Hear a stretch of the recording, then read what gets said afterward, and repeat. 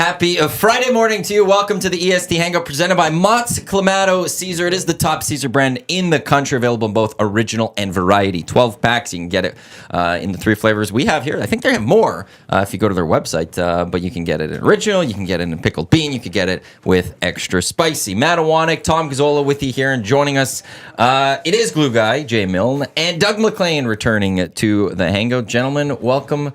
Welcome to the show for first time in 2024. Is it? Do we still say Happy New Year? No. What is the? I just did that. Strudwick's big beef too. Hey, I just said it to you this morning. I think it's the first time you see somebody in the said new year. But how long do you have to see that person? Tight. It's getting tight. Like what are we here? The 12th? Today's the 12th. Yes. Yeah, I'd say after this weekend, it's done. You think that? I used to always go with like the 7th, but this week I found myself saying it a lot to people. Well, like I said, I hadn't seen Dusty or Eric since the new year, right?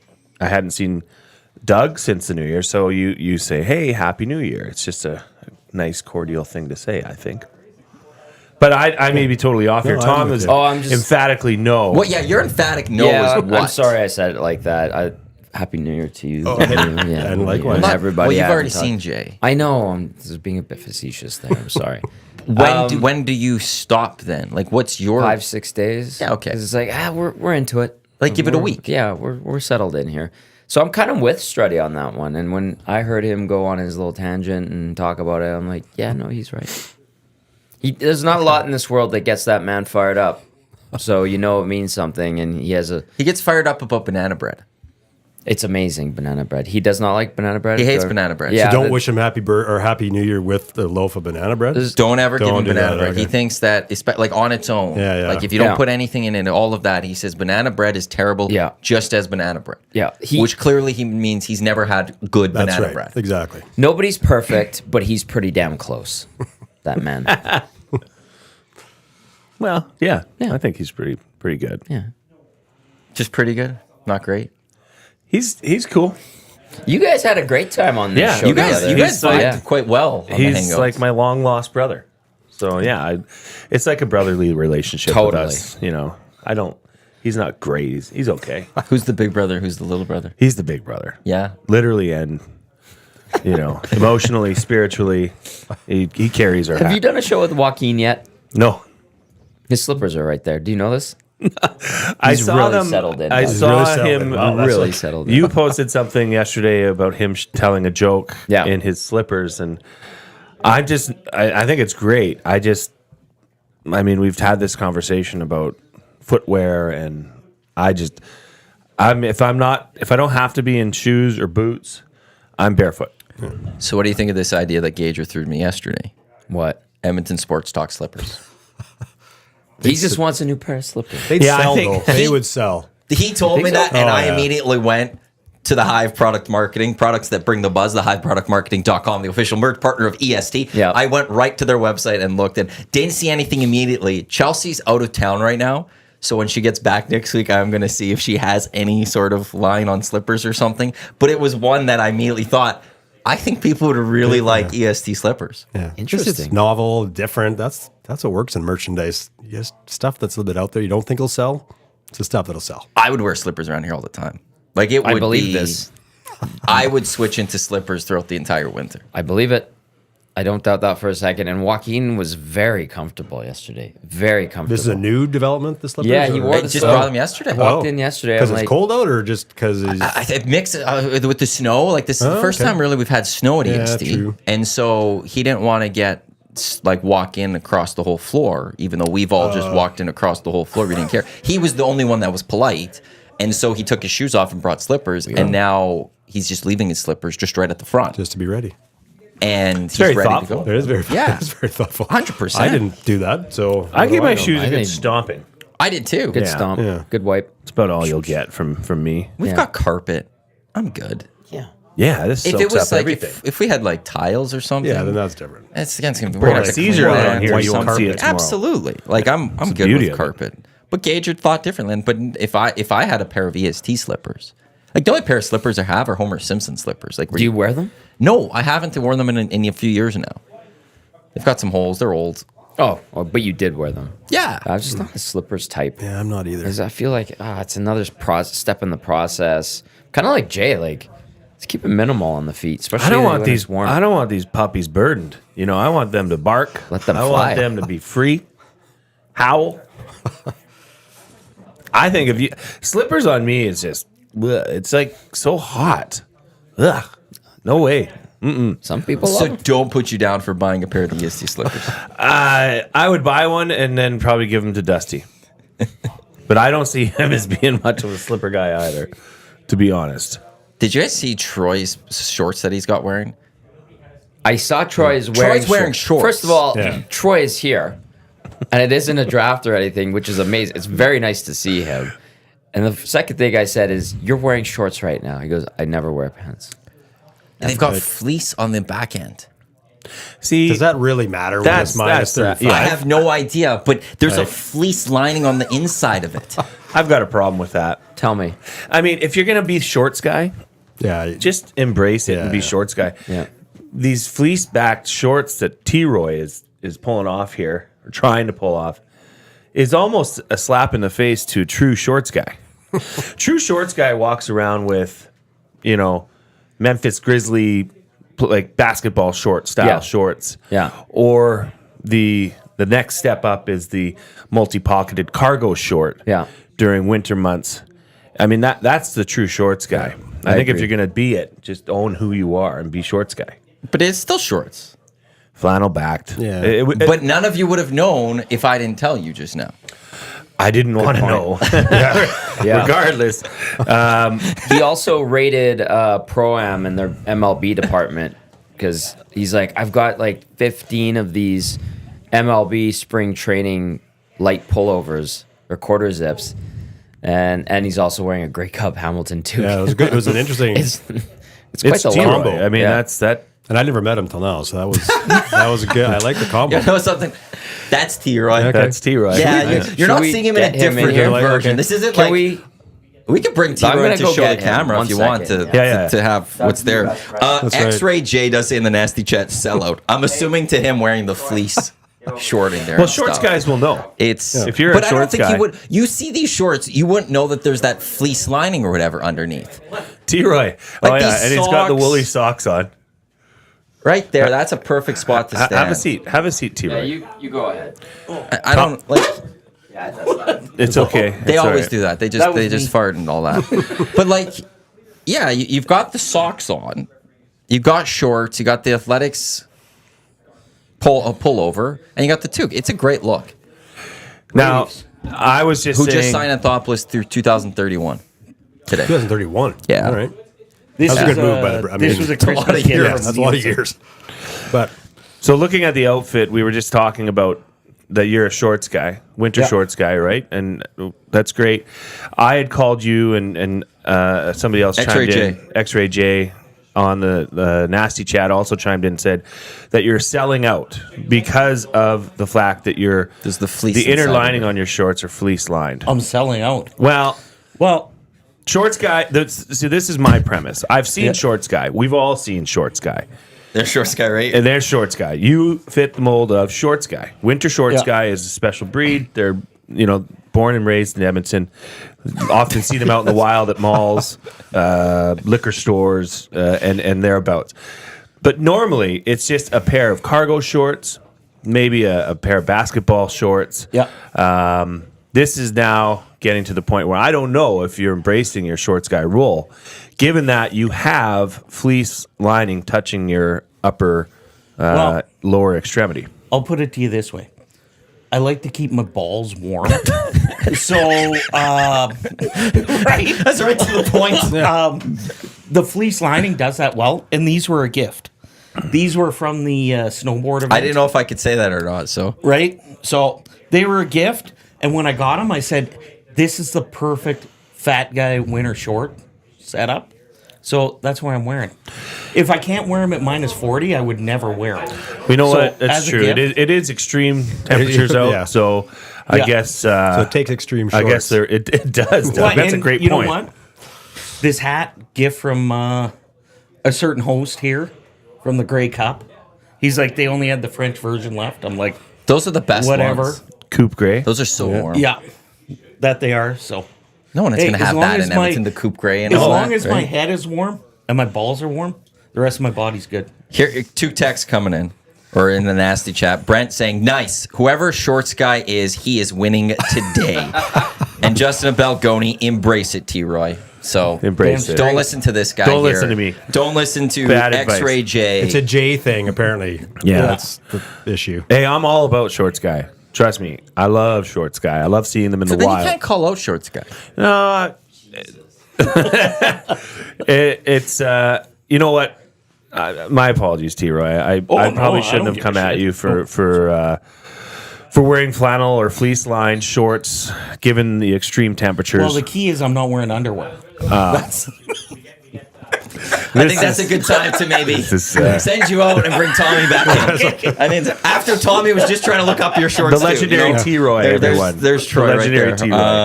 T-Roy. Apparently, maybe not wearing underwear right now. Just, I believe, as the kids say, TMI. TMI. TMI. That one right Yeah, I'm there. used to So, seeing T-Roy on draft days. He's always a draft day show up. the door opened. It was like 8:30. I was trying to think which one of you three's here. I look over and I'm seeing Troy walk in, and I'm going, why? And I'm guessing, I thought maybe the whiskey, the Pronger maybe. whiskey, Yeah. maybe intrigued him, but he just likes to pop by. And This is good to see. always fun. Oh, it's great to see T-Roy. I looked at him. I'm like, "Are you wearing shorts?" I always wear shorts, buddy. I'm like, okay. Yep. And yeah, they're lined with fleece. are any of you guys like big shorts guys in like spring, summer? Yes. Like, Oh, I huge, only wear huge, spring huge, shorts. huge, Okay, huge. so what's the line of when you'll start or stop wearing shorts? It's when it's warm. Change with age. Like honestly, I was never that level, but like minus, even as like 0, -2, like in university, I might have done it. Really? Now I'd be more like +10. So I think as you get, maybe it's like a degree a year that you get older. I don't know. Not sure. I love shorts indoors, like at home when it That's gets true. warm. Yeah, that's like, no, for sure. That's hey, true. snow's Agreed. melting. It's Yeah. kind of warm inside your place. I'm just wearing shorts. Yeah, I agree with that. Yeah, indoors it's always shorts for Yeah. me. Anyways, I don't know. Whenever it's comfortable. I mean, if it's, I mean, by spring for sure you're rocking shorts outside if you're doing some yard work or something like that, and you get that that +15 day with the sun shining in the spring, it feels a little bit closer to normal, and shorts are the best. I love shorts. 10 degrees is my. That's Yours, the yeah. line. As That's long your as I'm break. warm That's on the top, line. like I'll wear like a hoodie or something. As long as I'm warm on top, Yes. I'm fine. That's all good. It's like if I'm crazy off my rocker, by all means tell me. But like you get that one day in the spring where you kind of like stop and you look around and you're like, yep, it's spring. Yeah. You kind of in your mind it clicks and you switch to spring mode. Same thing for winter. Like when it hit, you're like, oh my god, it's winter. I always take note of the trees. The trees. When the seedlings are coming out and Yeah. you can see the trees starting to have those seedlings starting to rise in size, then spring's here. It's time for the crack of the bat. Mother Nature doesn't lie. What's great is right. it's only like 3 months away. Think. Yeah. Like I love when the calendar turns. We get to January. We always get the deep freeze in January. January Yeah, sucks. It's awful. yeah. Well, But there will be it's another one in also- February too. and potentially March. Yeah, who knows? Yeah. But Oh yeah. April's not that far away when you really think of it. Like we're halfway through January actually. When do pitchers and catchers report? Oh, we're like 5 weeks. Month away. I want to say like closer to like 20 days away or something like that. Oh, boy. Maybe a month. First, boy. pitchers and catchers. What do I've got? I've got a spring training countdown. 32 days, 12 hours, 36 minutes, 55 seconds. Springtrainingcounting.com. I love that. And So that's how far it is. you start to see them roll into Dunedin, the Jays do, and then the teams for the Grapefruit League and Cactus League, and you're like, oh, I wish I was there right now. That's when you get that real last. See? Okay, got. We're not far away. I know. Okay, good. Like, and you think when it snows in March, even you're like, Oh, okay, yeah. well, it's not going That's to last exactly. long. It's No, gone I in know. April. Yeah. Don't take the winter tires off till May long Sure. weekend. No. That's just the standard operating rule, right? But in terms of just mentally of when is Mentally, it? And then, I know. Like we're almost done. That's the way I look at it. We're I was almost talking finished. to somebody about this, and We're at the finish line. I can see it. and I feel like we've kind of cheated winter a bit here Oh, because it's been 100%. so Yeah. mild. This has been what it is. It's cold. But it's not. It's not incredibly windy. No. There was that snow before it got cold, so it's not like we've been hit with the trifecta of snow, wind, and freezing temperatures. This has been easy. Yeah. And as far as no one's I can complaining see, this week because we all know how good it has been up until this week. That's right. I think we've gotten quite a reprieve here, and yeah, I mean, in the sense of things. Oh yeah, I said it on the morning show with you, and I got blasted about it because I said winter started. And everybody says winter started on the 21st. I said, okay, I get it. There's always those people. Yeah, but we've kind of gotten away with half of our winter, the depths of the winter, the core of it is gone. We do need a little bit more snow, though. I will say that. I did think to myself as I was arriving for pregame yesterday, I'm like, maybe this will help the farmers. That was a fleeting thought yesterday. It's not enough.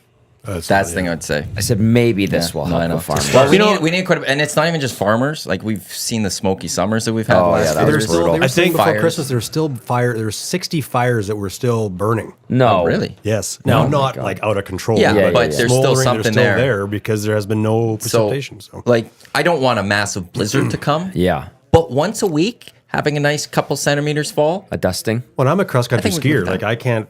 I mean, I haven't pulled them out at all, and you can't ski in this anyway. Yeah. So it'd be nice to have a little more for that, even for a month or two. Maybe twice a week, just overnight. Don't push it From like midnight till like 3 a.m. Nice little falling. Oh, that's okay. it. It's out of we don't sight, have out to of deal mind. with it. Yeah. And then when the next morning, you just quickly shovel your driveway and you're good to go. And we just take the roads. We're not enough where you have to go plow it necessarily. Like, Yeah. Hey, on the streets. When I got up today, you're way up in your palatial penthouse suite in our building. But Must be warmer up there. Well, with all the heat in that rises, building, right? yeah. Like hotter Heat- water. Actually, it's usually like, well, I've seen the videos of things in like New York where it's snowing in like the 60th floor and on the bottom it's rain. Oh, that's cool. I like that. Yeah, that's what you see in your palace. Get it? I'm only 25 on it. He's 25. I'm big I'm deal. 25. I'm not 60. All I could see today when I looked out my windows and I was just looking, I'm like, I can't even see the build. Like, you know how we have that building a block away?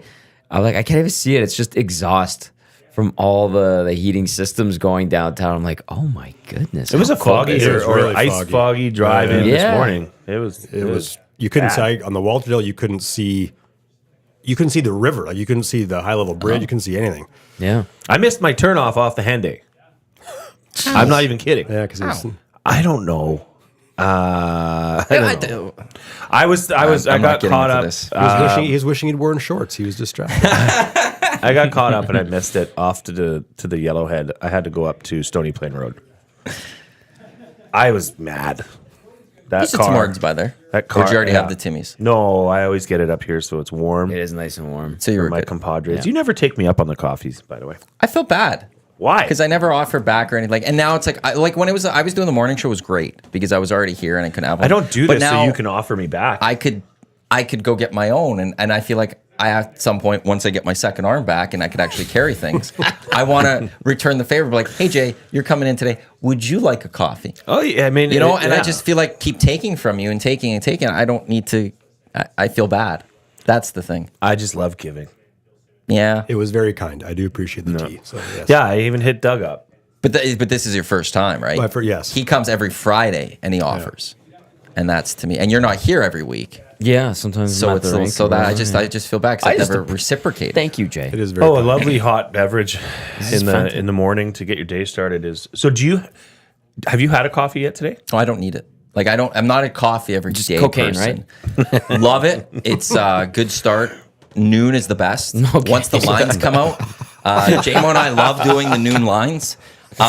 Kidding. Don't No, do we drugs. love. Actually, it was funny because like Hangout, we could do it a little better here. The Oilers would come out with the lines. They practiced at noon for some reason in the past. Like now they don't. Yeah. They used to be always at noon, and they'd be the lines at Day after games. And everyone just for some reason loves to hear about lines. So Dave and I would be like, "Oh, it's time for some noon lines and stuff," and we'd throw it out there, and most people would just be excited because there were lines out there. There's a couple of people that will pick on what we're saying.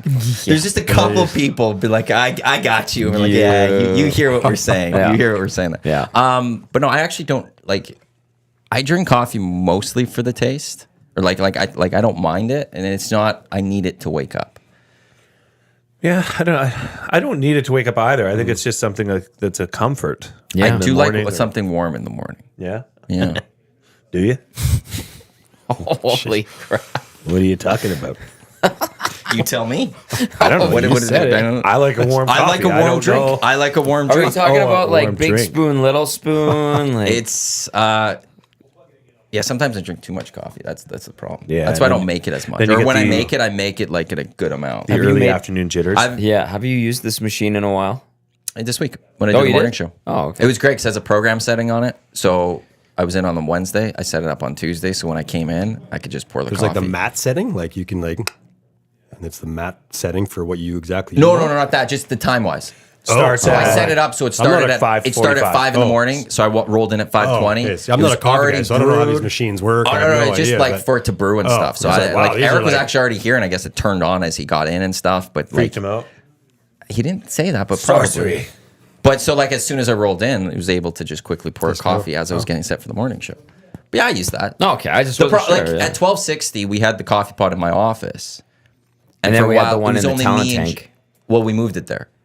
Oh, It used to be just my office that's because right. then we couldn't have it in my office because Right. it had to be plugged into a proper outlet, and there was this whole pain thing there. Yes. But I would make the coffee, or Jess would come in and make the coffee in the Yes, morning. you would.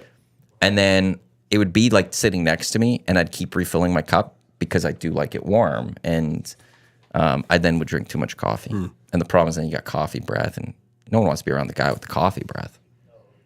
It happens. Joe used to bring a toothpaste and to He's work. meticulous as well. To brush because of that. Yeah. That's disgusting. Brushing your teeth at work? Yeah. Why? Keep it in your own bathroom. Why? Mouthwash. Yeah. Like, this is disgusting. I get disgusted by chewing gum, toothbrushes. How's chewing gum disgusting? Where did this come I don't This want is to the see most it. fascinating hangout I've been part of yet. Like this is, and not to discredit the previous ones. This is. I don't want to see it. I don't want to know you have it. I certainly don't Oh, the want... gum. Okay, that makes sense. Like Yeah. you don't want me chewing with my mouth open.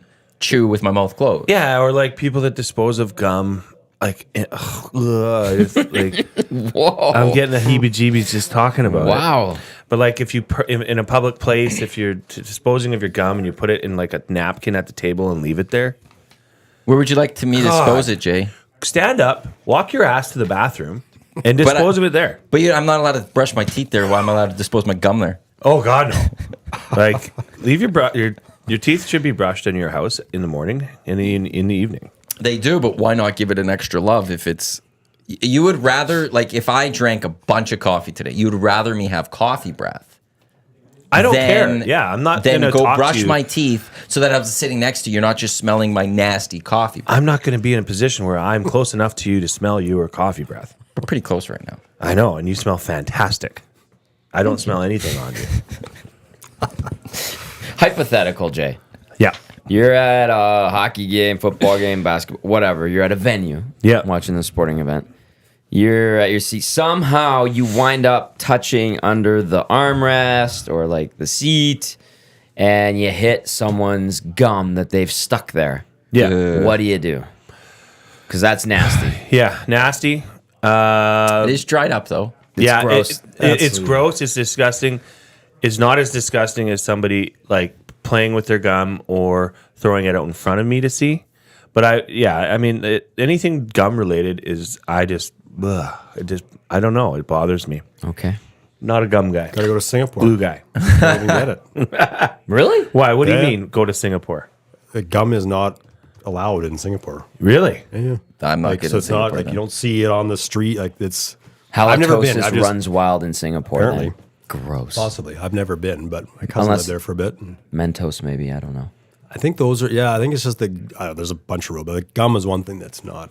People can maybe on the chat can confirm that that's still the Wow. case in Singapore, but I know that to be the case before.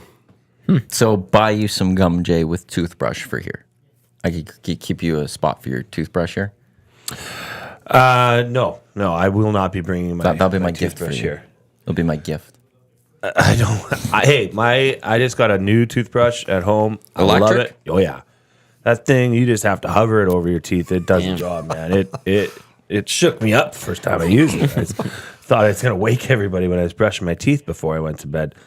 But no, I'm a fan of general basic, taking care of your teeth. Yeah. Nightly, twice daily. As the doctor suggests or as the dentist suggests. Floss. Floss, got to. And you know what? Flossing, that is how much has the game changed on flossing? When we were coming up, you had to somehow wrangle this little string out of that little box, cut it off, wrap it around your fingers. I and still then, do that way. And then Same. try to get it in. But you don't use those. I hate the sticks. sticks. Yeah. Sticks? No, sticks bother. I don't know. I Oh, get annoyed wow. by Yeah, them. much more control with the hands. Oh, wow. Well, I mean, hey, at the end of the day, as long as we're all flossing, we're good. flossing. But But there's sticks have bad changed. floss out there. I've had a couple floss Yeah. where like every time you wrap it and you do like Snaps. two teeth, It it snaps breaks. And you're like, off. well, Yeah, yeah. what's the point of this? Yeah. Like I have to keep like getting a new string for every 2-3 teeth. Yeah. You need the ones that last. Little Oral-B's durable. good. Oral-B's great. Yeah. Oral-B's good. Big fan of Oral-B. What about the water one? The water pick? Water Yeah, pick. is that I've stuff never good? I've never used Never tried that. it. But don't the Neither have I. dentists Nope. use No. that when you're in Yeah. for a cleaning? Well, but- essentially Yeah, they have yeah. they have a high pressured. But my water pick. dentist uses the water pick, but also then flosses at the very end. Like Sure. does pull out the floss and use that. Yeah. Oh yeah. Good old-fashioned floss. Neil texted in 780-218-9999 says, here's something that will give Tom an emphatic no. Maybe some EST Crocs. LOL. Got my first pair for Christmas. They are comfy. Cheers, Neil. Neil, you're going to get an emphatic no on EST Why Crocs. have Crocs also become socially acceptable? It's changed. When Crocs first came out, it was like those things you only have at home. You don't go out in public. You don't go to Home Depot in your Crocs. Now people wear Crocs everywhere. I don't know when that changed. It's like socks and sandals or slides that we call them now. Slides, and you wear socks like Kids an wear idiot. those Kids wear that, Birkenstocks with socks everywhere. It's a terrible look. It's awful. It's terrible. And they'll be, that's a straight fire look, bro. That's dope. Crocs And, in you look like a public. I mean, jackass. if you're an older fella and you just go run into the hardware store and you need to throw on your comfy shoes, Get some running shoes. Like Hey, man. like the Costco running shoes. I've got Skechers. Yeah. I've got the Skechers, the memory foam slide-ons. They even have this new ridged back so that you can be really lazy and just Tony Romo. right. I am not allowed to leave our premises in those. Those are only strictly at-home shoes. If I am to be seen in public, my wife will have a bounty on my head. But should be okay with Crocs? God, no. Okay. I didn't say that. Okay, I thought that you're I just said, look, because I know it's a comfort thing. You're sliding your shoes on and you're just running over to the gas station or you're running out to get some eggs or something. I get that. But I'll tell you one thing. I would never expect to see you in public, Doug, in Crocs. No. He's got nice shoes and on, I right? wouldn't be doing We that. got, I we would got not some be doing Nikes. that. Oh, no, you got some boots. Those are good boots. Oh, those are good. I needed a pair of something that would be at least reasonably warm and somewhat durable. So I would categorize before those as Christmas. shit kickers. I probably could do some damage with these. Yeah, good grip. Probably not. Yeah, I just needed something a I little more respect durable. this look so, today. Yeah. This is a bit of a coffee talk episode, isn't it? That's, the Hangout. that's Friday. fine. That's good. Oilers won their 9th in a row. Zach to come, who's working from home today, says, you guys hear about the water floss? It is life-changing. Really? So we'll have to find out from him next week. And you can just about- get like a home version of that? Yeah, it's Oh, like yeah. a little, there, Oh. you just pour like a water. Yeah. And it's got a high enough. Oh, That's okay. what I asked. Yeah, because it's now you can get like the little Yeah. version. Zach to come. Good morning. He hung out for the pre and post game show, learning the ropes from YouTube. Trev, they're giggling like schoolgirls in the corner in the control area of the studio. Interesting cat. Good ad. Good ad. Nice. It's $45 on Amazon to There get you a go. water Oh, flosser okay. with 4 modes. Gentle on gums, removes plaque and food particle. It's got the W Weiss high power. Plus, it's rechargeable. 6 replacement tips. Like that's all for $45. I got stuff to do when I get home. I got to look at shoes. I got to buy. Well, no, I'm not buying fleece shorts. We've determined that, and I got to get this You water. can't have fleece shorts. No, That's don't Troy's worry. thing. That's that I can't pull that look off for sure. You can have fleece shorts, but just don't wear them. Don't worry. Yeah. True. So those are the home shorts. Those are home shorts. But then why would you need the fleece home short? It's still, yeah. But they got to match the home shoes we just talked about. I mean, let's too. face it. T-Roy is his own animal. He's is. his own postal code.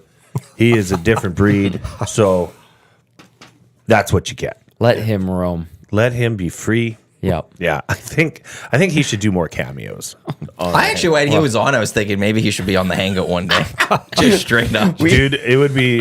I would gladly. Him and I have had some great chats out there talking just life and sports.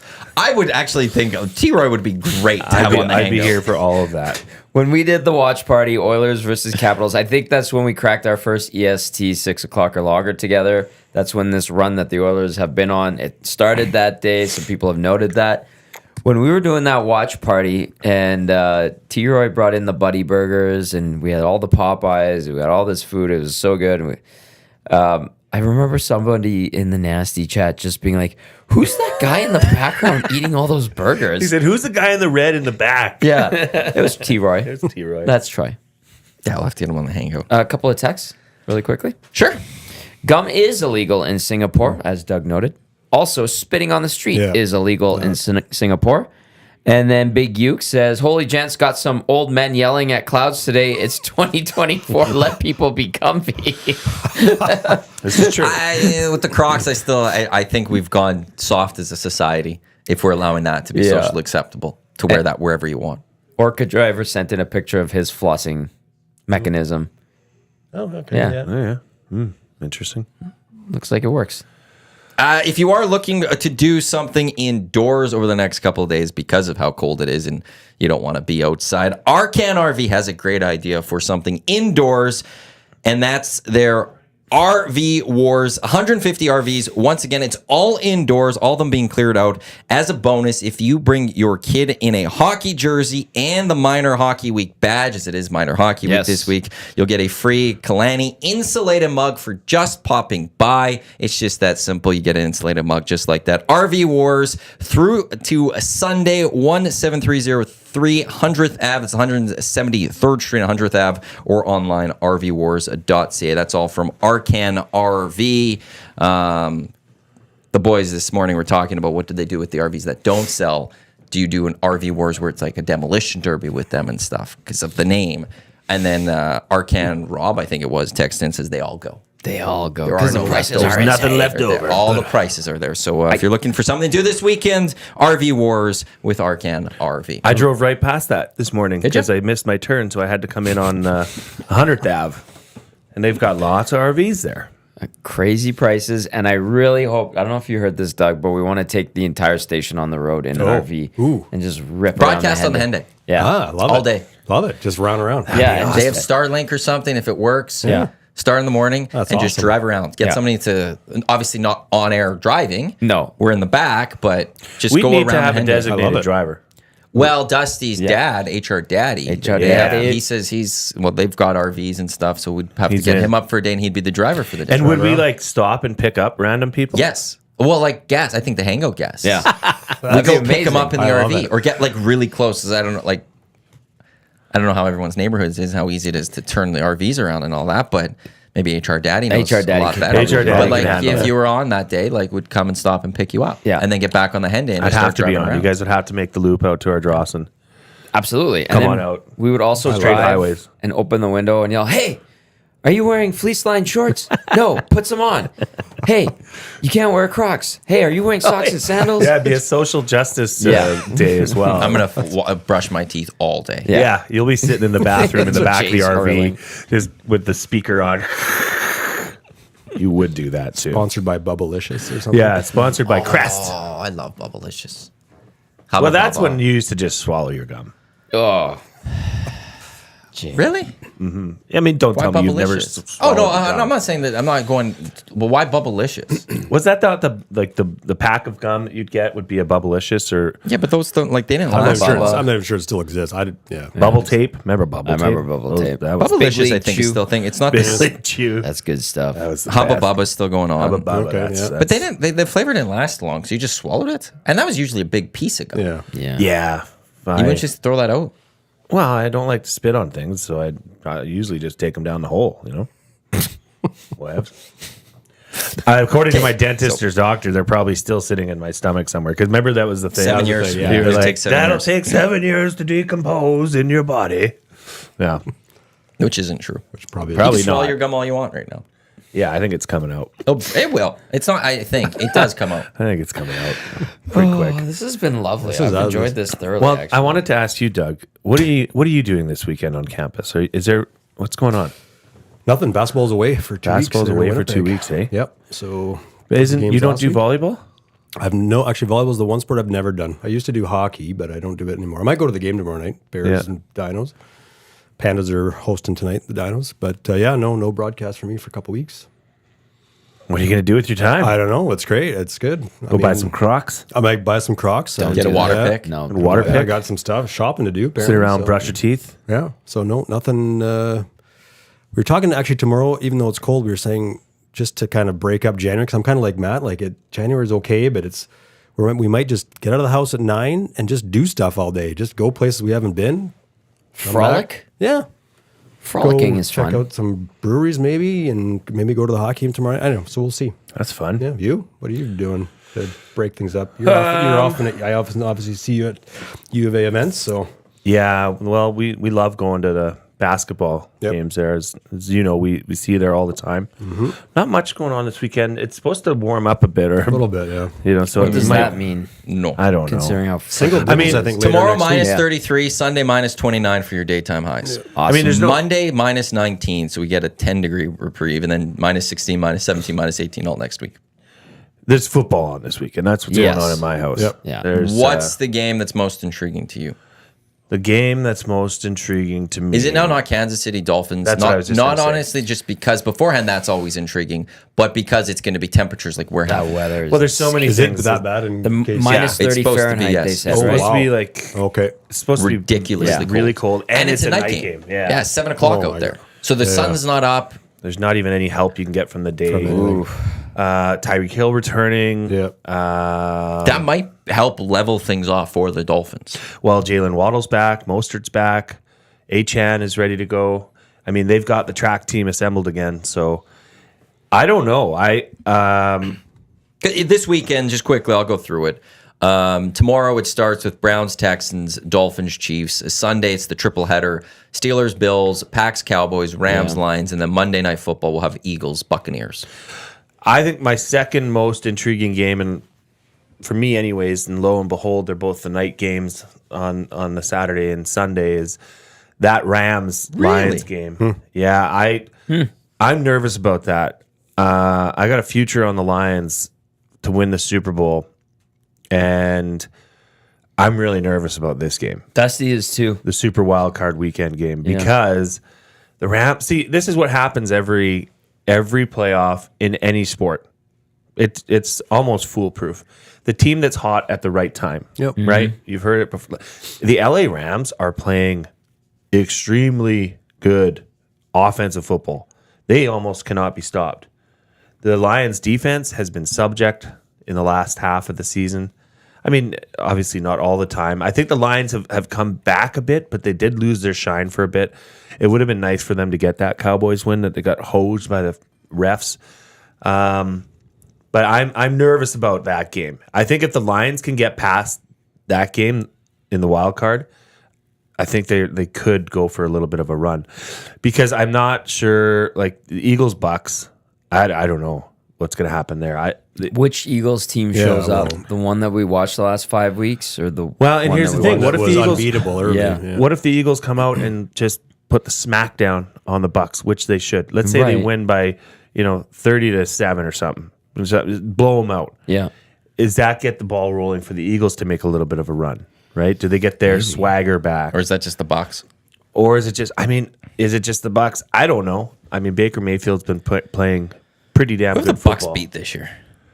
Because their division's like, Yeah. Well, speaking of who's beating So who, they beat the Vikings, they beat the Bears, the New England Patriots Saints. beat more teams above 500 this year than the Miami Dolphins. So if you're going to ask that question, the Titans. the Dolphins have not beat good teams. yeah. Now, is the Chiefs aren't what the Chiefs were last year or a year prior. They're clearly not. But there again, there's teams that have that championship cachet that they can rely on to get them through this and maybe start a little bit of a run. So I'm interested. I think Joe Flacco's gonna I'm curious about that one. win out in that. And you I guys think. are bigger NFL guys than me, but I'm curious about that. I mean, two teams in Cleveland, Houston that have done nothing for. Well, the better part CJ of Stroud 2 decades. story is Yeah, well, that's amazing. right. Rookie quarterback Flacco coming story. in, winning the division. Yep. Joe Flacco coming back. I mean, can you imagine if it ends up being the Browns and the Ravens in the I would laugh. AFC Championship game? I would love it. It'd be You'd be nice torn, to see. though. No, I won't. Ravens are good. I want the Ravens to win. Beat down Joe Flacco. But I'm glad that Joe you got his love playoff Joe win. Flacco. I'm a big Joe Flacco fan. He did great things for the Ravens. Yeah. He was. Prior to that, we had Steve McNair for a bit, but Steve McNair is not the Ravens. He's always going to have been a Titans quarterback. Yeah, He'll he's a always Titan. remembered for the Titans. He's a So Titan. we didn't really have a quarterback, a franchise quarterback that was ours, that did something. You know, the Super Bowl win was with Trent Dilfer. Right. Yeah. You know, it was the defense. That was So like defense Kyle driven, Bowler yeah. came in, or not Kyle Bowler, Joe Flacco came in, won a playoff game the first few years he was there with John Harbaugh. They were good, and then ultimately went on the Super Bowl run where he was unbelievable in those playoffs, got paid, and more than happy. Like you won't find a lot of Ravens fans that will speak bad of Joe Flacco. Well, why would they? Why would should. they? Like Yeah. if you saw him, Matthew, I envision this. You would go up to him and you would shake his hand firmly and say thank you, and then you 100%. would walk away. 100%. Yeah. Thank you for everything you've done, Joe. And now he's getting a little bit of because like he came in with Matt Ryan. It was funny because my Raven's a Falcons fan, or my brother's a Falcons fan, and he wanted Joe Flacco. I wanted Matt Ryan, and they were drafted the same year, and it went reverse. If Joe Flacco had the receivers Matt Ryan had, with like Tony Gonzalez and Julio Jones and Roddy White and all that, Joe Flacco would have been better and more praised. He had no receiving threat in Baltimore's entire outside of Torrey Smith. Did Steve Smith came there for a little bit. Did Anquan Bolden wind up? He was there a for the bit, Super but Bowl, he was almost but done. he was closer. He was a great receiver, Yeah. but like they didn't really have these. They didn't have top receivers. superstars, yeah. And now that he's getting a little bit of due, I am happy. Didn't but they have Shannon Sharp when he was there? that was 2000s. This is earlier, yeah. That would have been Trent Dilfer. That was a Super Bowl win. That's what I'm thinking. Yeah, My bad. No, they had Todd Heap. Todd Heap would have played a little bit. Who was Mark? Not Mark Andrews. Who's between Todd Heap and Mark Andrews? Or was it Todd Heap I'm thinking of? I think it was Todd Heap. Was he? Yeah, I don't.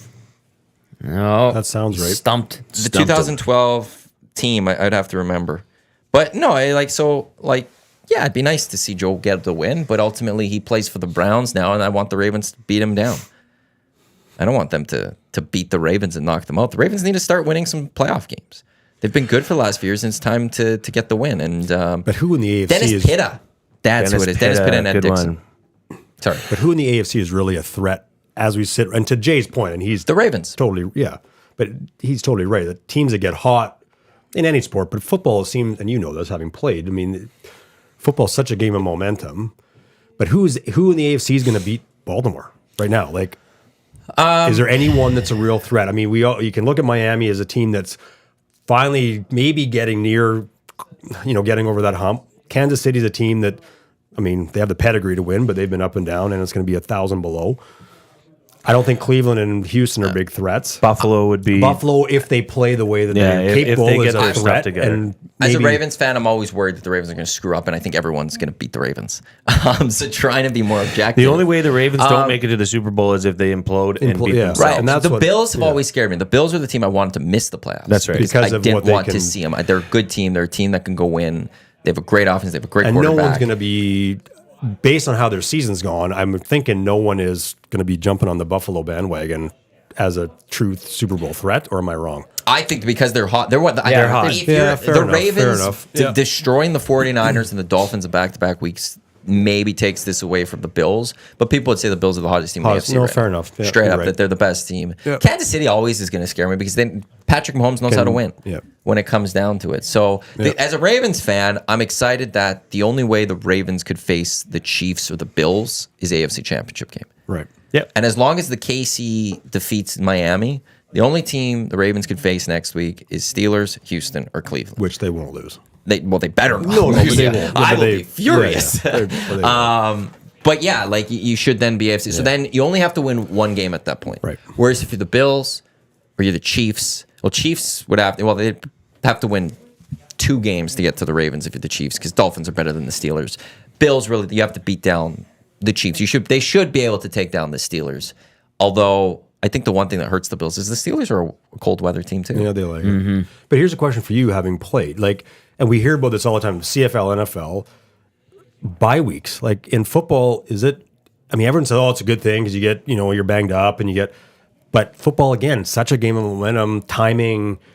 Is it like, is it nice to have that bye week, or do you think, as a former player, like, geez, that's something I'd rather just keep playing?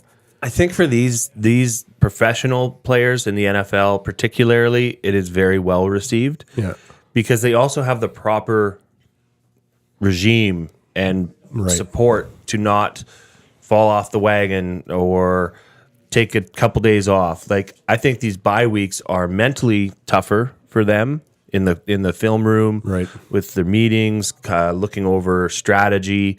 Maybe not as physically taxing. So I think any rest is good rest. Good. Okay. As long as it's policed, which in the NFL it would be. Yeah.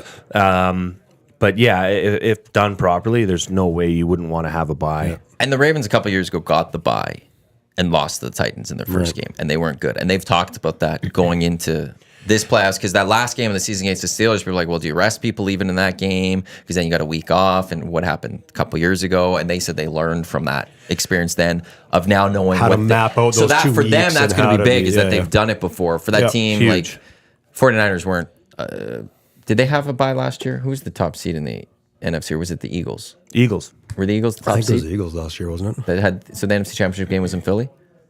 Was it it? was, Or was it because in San Purdy was Francisco? on the road. Was it on the road? Okay. Yeah. So I then think so. they wouldn't know the full experience of what it's like to have the bye, which that could then maybe creep into the 49ers more. It shouldn't for the Ravens, maybe a potential for the 49ers, but it's you want the bye. But there's I think also, you always do. But there's also a that harm for the lingering- bye, right? Yeah. And you hear about it less. I mean, CFL wise, at least, you hear about it less now than I think you did 20 years ago. And I don't know why, but it just doesn't seem to. You see teams that get the bye winning more, and maybe that's wrong, but winning more and getting to the Grey Cup. And I think in the NFL, I mean, now there's different with just one team getting the bye. It's maybe less of a spotlight on it, but. And then asked Jeff Brent quickly, just saying, Ravens lost to the Steelers both times this year. I wouldn't be confident against the Steelers at all. Mike Tomlin gets the Ravens. The two things I'll say on that, the Ravens-Steelers always play close. The first game of the season, the Ravens blew it, gave up in the fourth quarter. They're not that team anymore. And the second game this year, Ravens weren't playing their starters. That was the last game of the season. Yeah, they stopped playing their players. So, you can't say use that one. Lamar wasn't playing. Yeah. Kyle Hamilton wasn't playing. But he's right in saying that's always a barn burner. It's going to be a tough one. It doesn't matter. And But the Ravens should go win that game. Their defense is better. How do the Ravens should go beat? So the Steelers would have to beat the Bills to match up with the Ravens, and I don't see the Steelers coming out of that game against the Bills. I just don't. I think the Bills are playing a better. The Bills need to, if they can. They've kind of started to get this train rolling. If they can, they could potentially be a real burr on your side as a Ravens fan. The Eric, who's a Bills fan, brought up, I think, the great point with the Bills is that they've always played well against the top teams. This year, they struggled against maybe more of those bottom teams. True. So the fact that the Steelers aren't the Chiefs, they're not the Cowboys. Well, and T.J. Watt's not playing. That's half their defense. Yeah. And you're going to give Josh Allen more time in the pocket. Yeah. Stephon Diggs needs to get his head out of his ass. I don't know what's going on there. He could keep it in his ass for the rest of the year. He's just been like a little bit of a troublesome player. I don't know. Good. When he wants to be, he's so good. Keep that going. So good. Keep that going. Matt, you asked what games have us intrigued, and I was looking down the lineups again, and I'm like, oh yeah. The one we didn't really talk about, and it's not so much maybe the inner workings of this matchup coming up, but I just look at the Packers and Cowboys, and I'm like, I'm going to watch that game with intrigue because I don't know why. When it's not the Cardinals, listen, I know the Cardinals suck. They beat the Eagles. That's why I'm worried about the Eagles. And I think the Eagles were trying pretty hard in that game, and the Cardinals still won. Anyway, beside the point.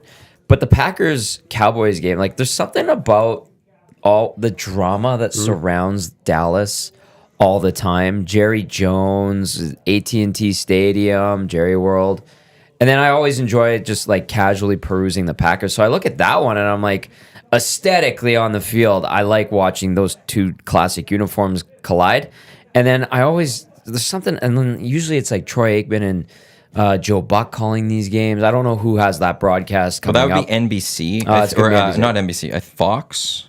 Usually the Cowboys games. And that would be Greg especially- Olson. Yeah. So that's Fox. And I would Kevin- assume that's their number one. So that's Greg Olson and Kevin Burkhead. Yeah, and they're great too.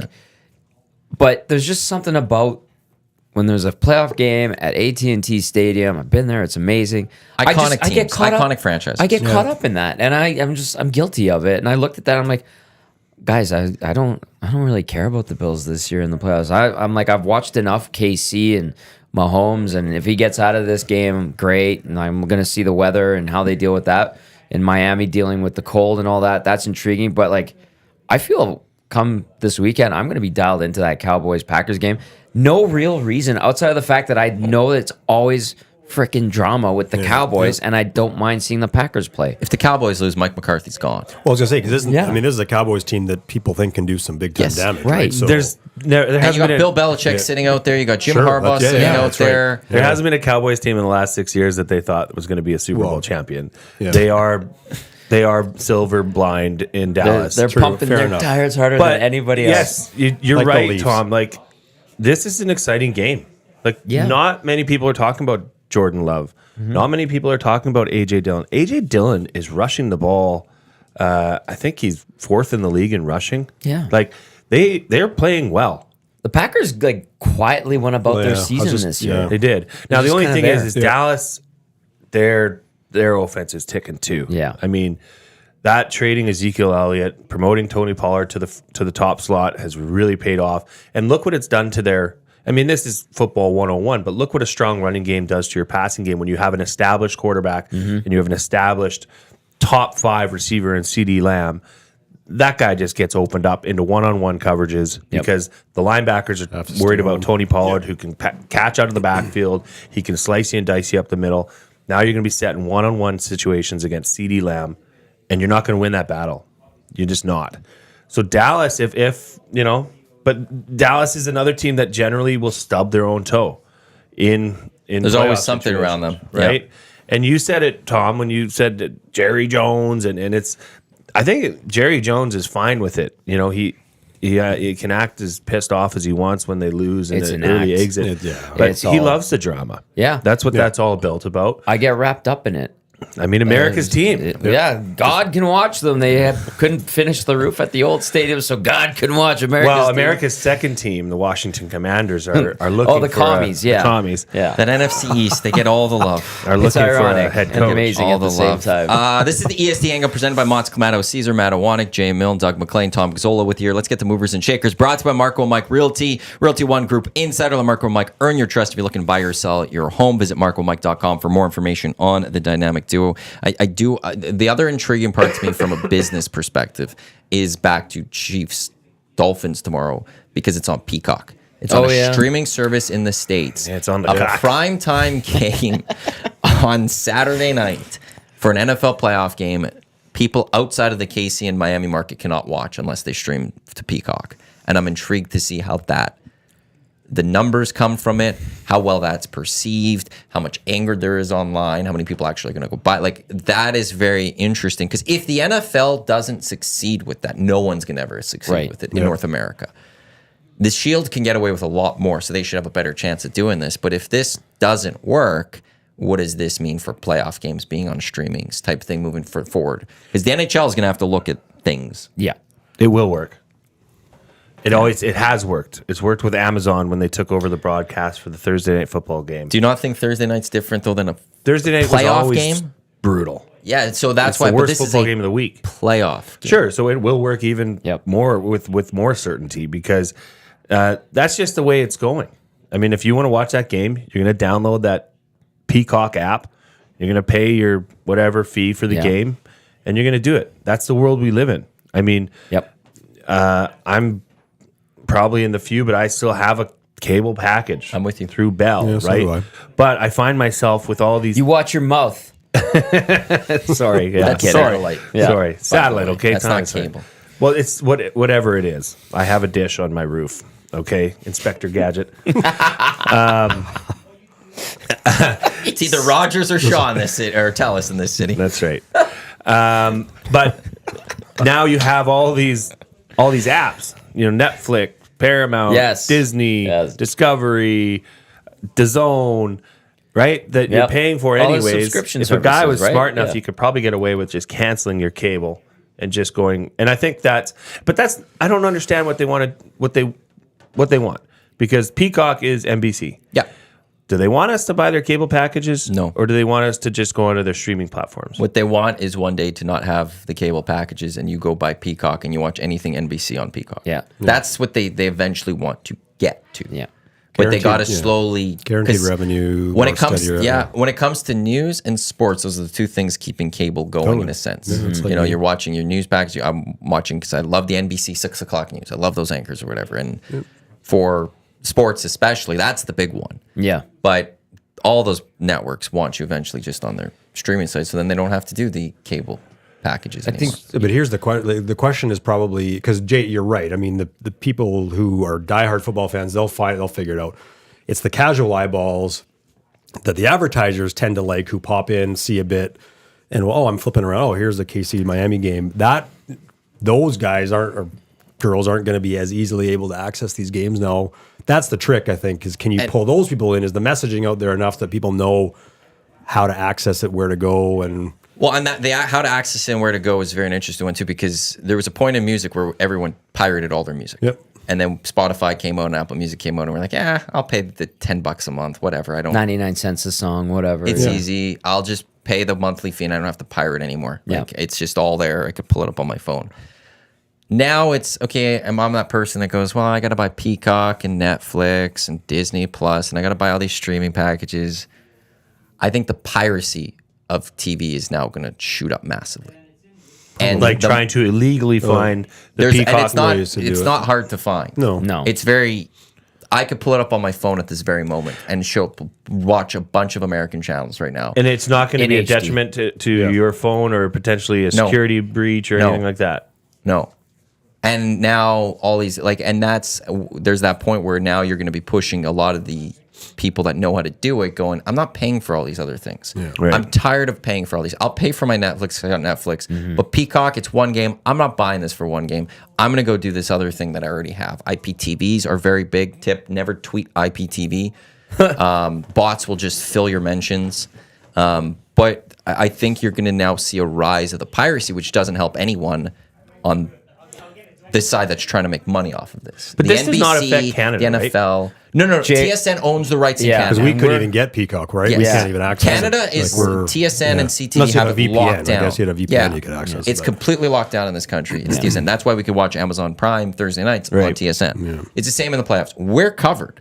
The U.S. is not, again, except if you're in the KC Miami market, it's on local television there. But the rest of the country, you're going to have those people that are going to sit there and be like, I'm not paying for another streaming service. Screw this. I'm just going to go pay my $20 a month and get everything, which includes all the streaming services, but it's not necessarily kosher. Okay, so let's say let's play devil's advocate here and bring this to the sport that Canada is most crazy about in the NHL. Yep.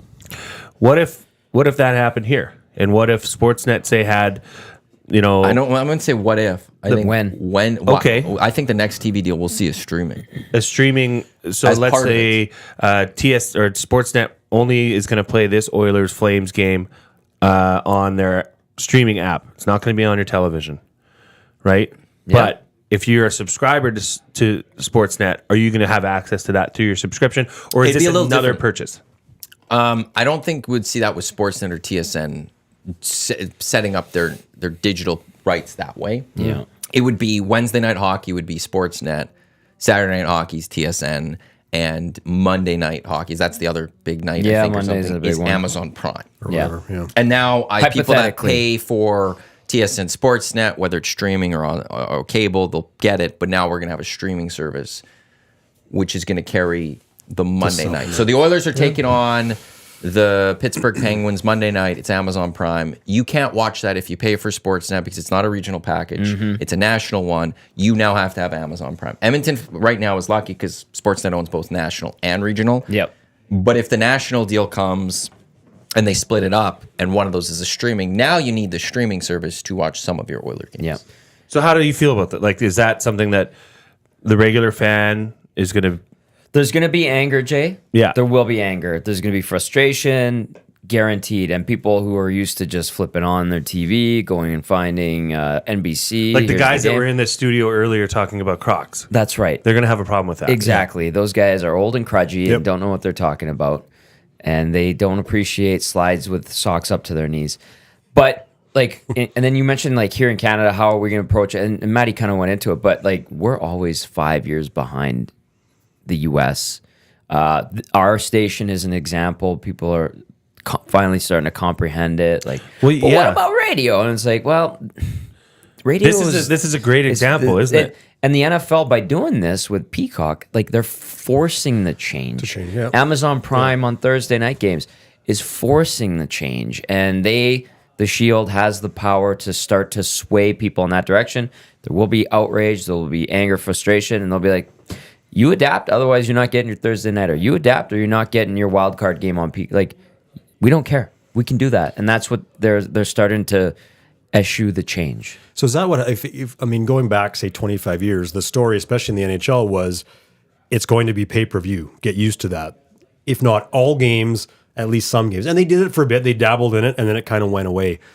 But was that because, is the argument we're making here that the NFL can do it because they can basically force you? They've got the money and the wherewithal to make that happen. The NHL, at least back in the day, had to be a little more careful. They were still trying to protect audiences, keep people in the system, so to speak. So they didn't go the pay-per-view route. Like, that's because that was the news that we were going to hear. Everyone was going to have to be buying game by game, and it never really materialized. And now we're in a situation where, again, you can access them differently and more easily now through streaming services. But does the NHL have the guts, I'll say, to push it like the NFL has? That's the part I'm not sure about. Natural answer is no, probably not. But they might have to. When pay-per-view... Because I don't know if Bell and Rogers are going to fully step up as they used to. No, they won't. No, and then so now you have to find the money somewhere else, and that's the streaming sites. And now you're forced into it. Totally right. You're exactly. Right. And then the other thing with like when pay-per-view started to happen, that kind of was the beginning of subscription services. It was the end of the pay-per-view era, so to speak. I know big MMA and boxing, you still get those pay-per-view, but like essentially subscription services are pay-per-views. Just totally. You pay monthly. No, exactly. And I think when those games were starting to be put, I know Oiler games were on pay-per-view. It was like when pay-per-view and cable was starting to diminish, and then online started to pick up, and it was kind of like that go-between time, right? But it was also like that time, not all Oiler games were on TV. And that's 82 games of the year, not all were on TV. You had your national deals, and then there was the regional deals, and the Oilers would sell so many regional deals, but no one would buy the entire regional package. And then Sportsnet got into a point where like, we'll pay for it all. All of them. Yeah. We now take the national part of it. That's the NHL sells that. The Oilers don't sell that. But for the regional deals, they went to Sportsnet. Sportsnet says, we'll pay for it all now. Yeah. Because people wanted everything. They didn't want to pay for pay-per-view. They wanted it all. Yep. Now it's okay with that regional deal. That will still be Sportsnet. Oiler fans will still get their regional games on Sportsnet if the Oilers keep locking that in, unless they go to Oilers Plus one day. Which then would be which is kind of why we're seeing Oilers Plus. But then the national deal, those, and especially when you have McDavid or Draisaitl, you're gonna have a lot of national games. You're gonna have 30 some national games. Now you gotta where it will switch to if it's not just Sportsnet, who's it gonna be? And then if you want to watch those games, you need multiple different services or platforms. And if you don't have cable, well, now you got to pay for TSN Plus. You need to pay for Sportsnet Plus. You need to pay for Amazon Prime. And that's where it's once you start getting into people who are cutting cable, going, I have to pay for how many streaming services? I cut cable for a reason. Yeah. Are they going to start looking for the piracy?